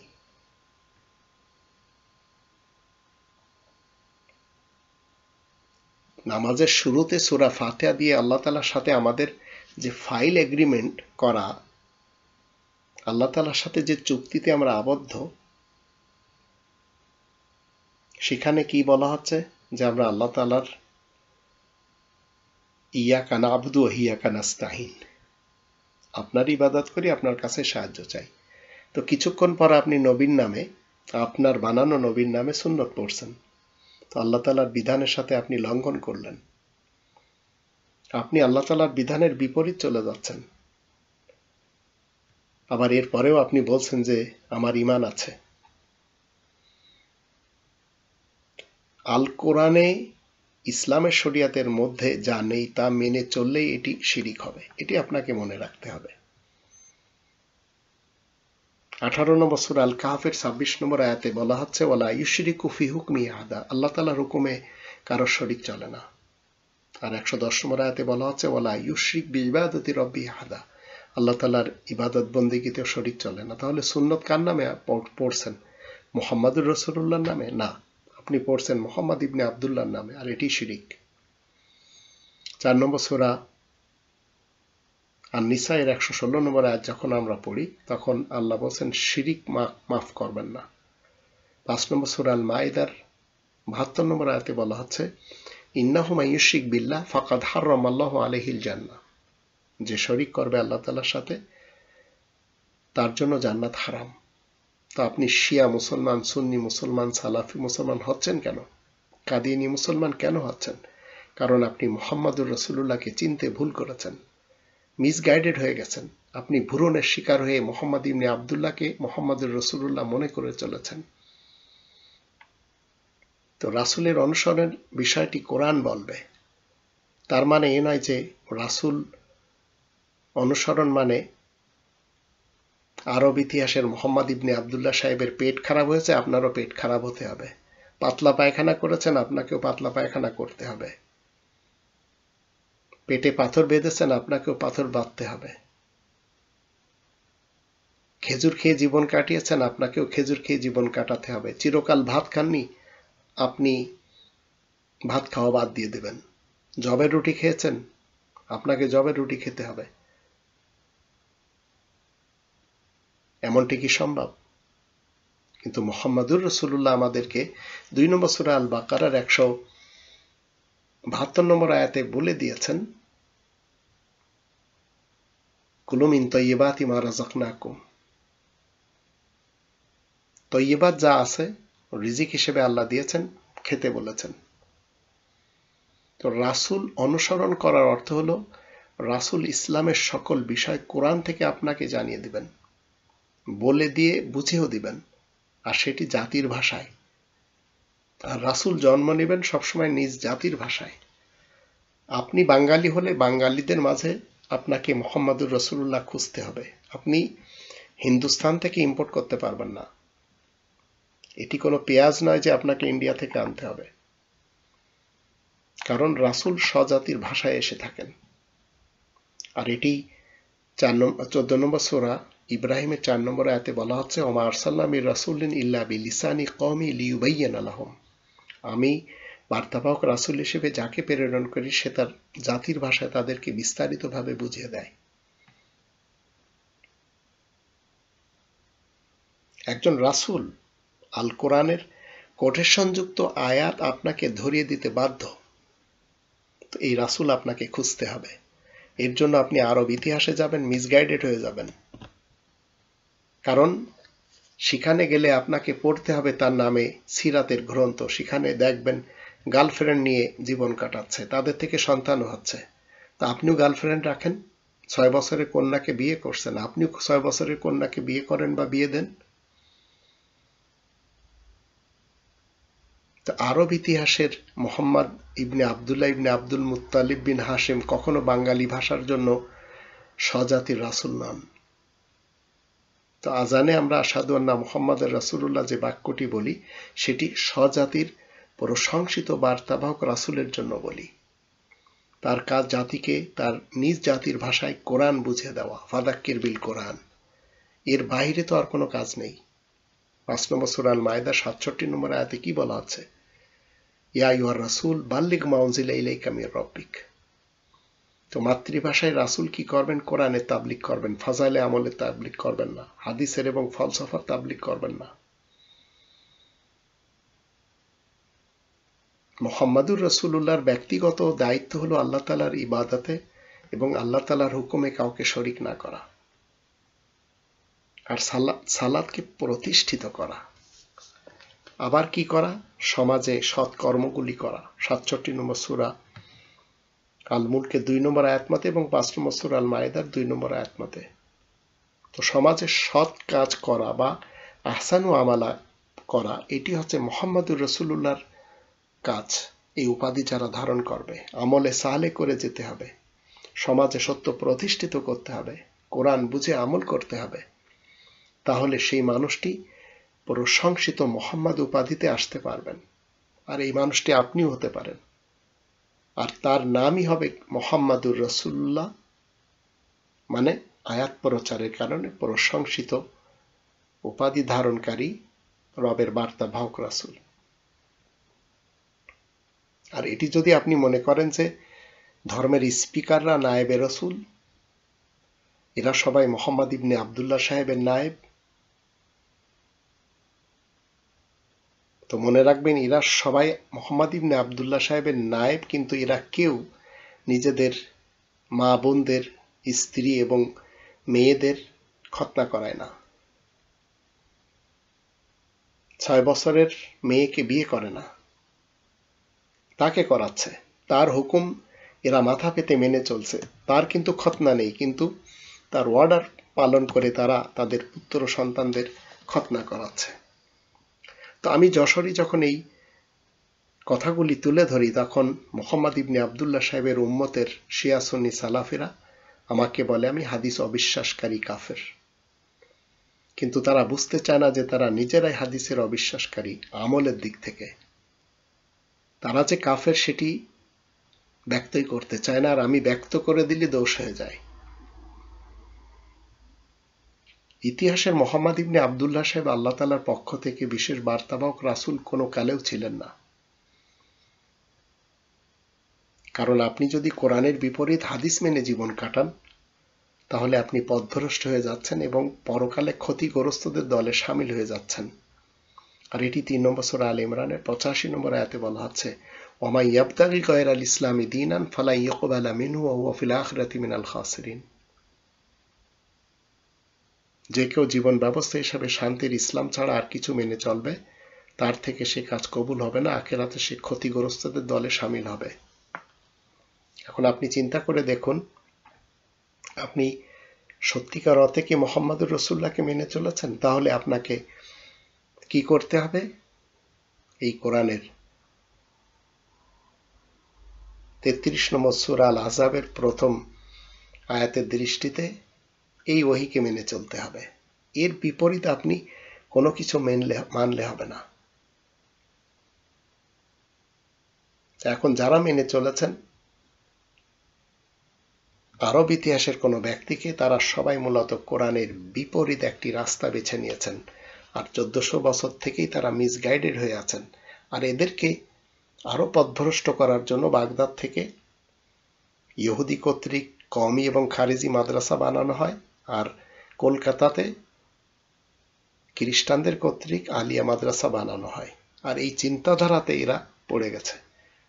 ইসলামের শিক্ষা এবং ইসলামের সিলেবাস তো একটি হওয়া উচিত, কিন্তু এই ব্রিটিশ ভারতের যুগে একটি সিলেবাস করে দেওয়া হয়েছে, আর তার পূর্বে বাগদাদ থেকে ইহুদি কর্তৃক আর একটি সিলেবাস দেওয়া হয়েছে। আর এই মুসলমান শিয়া সুন্নি সালাফিরা এরা নিজেদের মধ্যে মারামারি, কাটাকাটি, কামড়াকামড়ি করেই চলেছে। এরাই আরব ইতিহাসে স্বঘোষিত নবী দাবিদারের নাম রেখেছে মোহাম্মদ, যার নাম হচ্ছে মোহাম্মদ ইবনে আবদুল্লাহ ইবনে আব্দুল মুত্তালিব বিন হাশিম। তাকে এরা রাসূলুল্লাহ মনে করে চলেছে। আবার কুলাইনের এবং উজবেকিস্তানের বুখারী আর আল কাফি এই হাদিস জমাকারী, এরাও মোহাম্মদ। এরা সবাই কোরআনের শত্রু।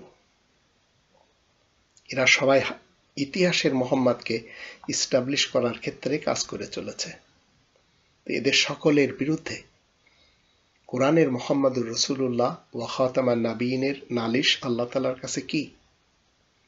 25 নম্বর সূরা আল ফুরকানের 30 নম্বর আয়াত মতে, ওয়াকালা রাসূলু ইয়া রাব্বি ইন্না কওমি ইত্তাখাযু হাযাল কুরআনা মাহজুরা।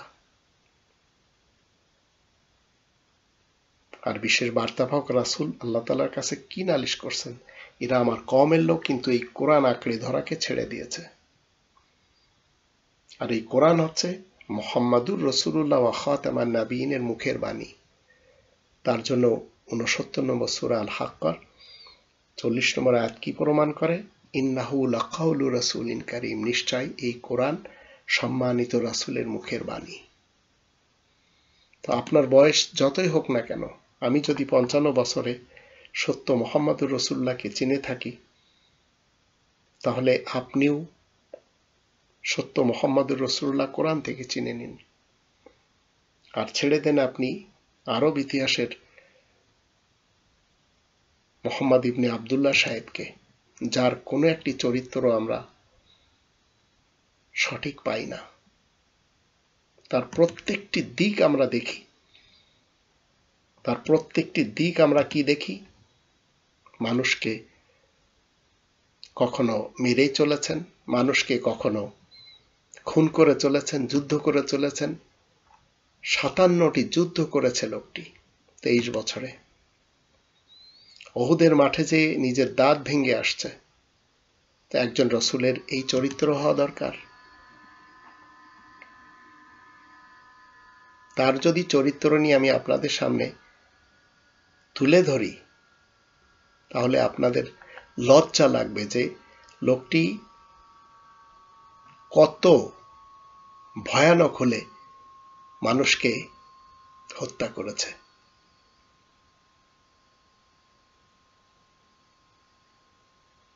তার ধর্ম প্রচার করার জন্য প্রচুর মানুষকে হত্যা করেছে।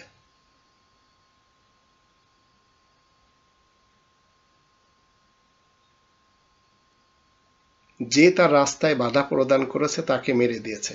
যেমন ধরুন আসমা বিনতে মারওয়ানকে মেরে দিয়েছে, তার হত্যার নির্দেশ দিয়েছে। সে ছিল একজন মহিলা কবি।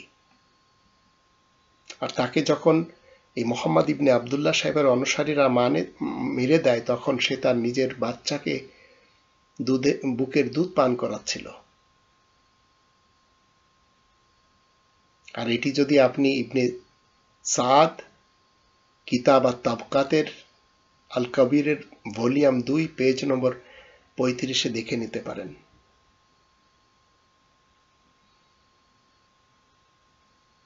দুই নম্বরে যদি আমরা দেখি, আবু আফাককে হত্যা করা হয়েছে। 3 নম্বরে আল নাদির ইবনে আল হারিসকে হত্যা করেছে। আবার 4 নম্বরে উকাবা বিনতে আবু মুয়াইদকে হত্যা করা হয়েছে। 5 নম্বরে কাব ইবনে আল আশরাফকে হত্যা করা হয়েছে। এগুলি সব তার ইতিহাসে লেখা।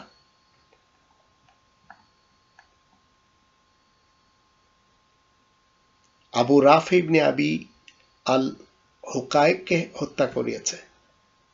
খালিদ ইবনে সুফিয়ানকে হত্যা করিয়েছে। আবু আজ্জা আমর বিন আব্দুল আল জুমাহিকে হত্যা করেছে। মুয়াবিয়া বিন আল মুগিরাকে হত্যা করিয়েছে।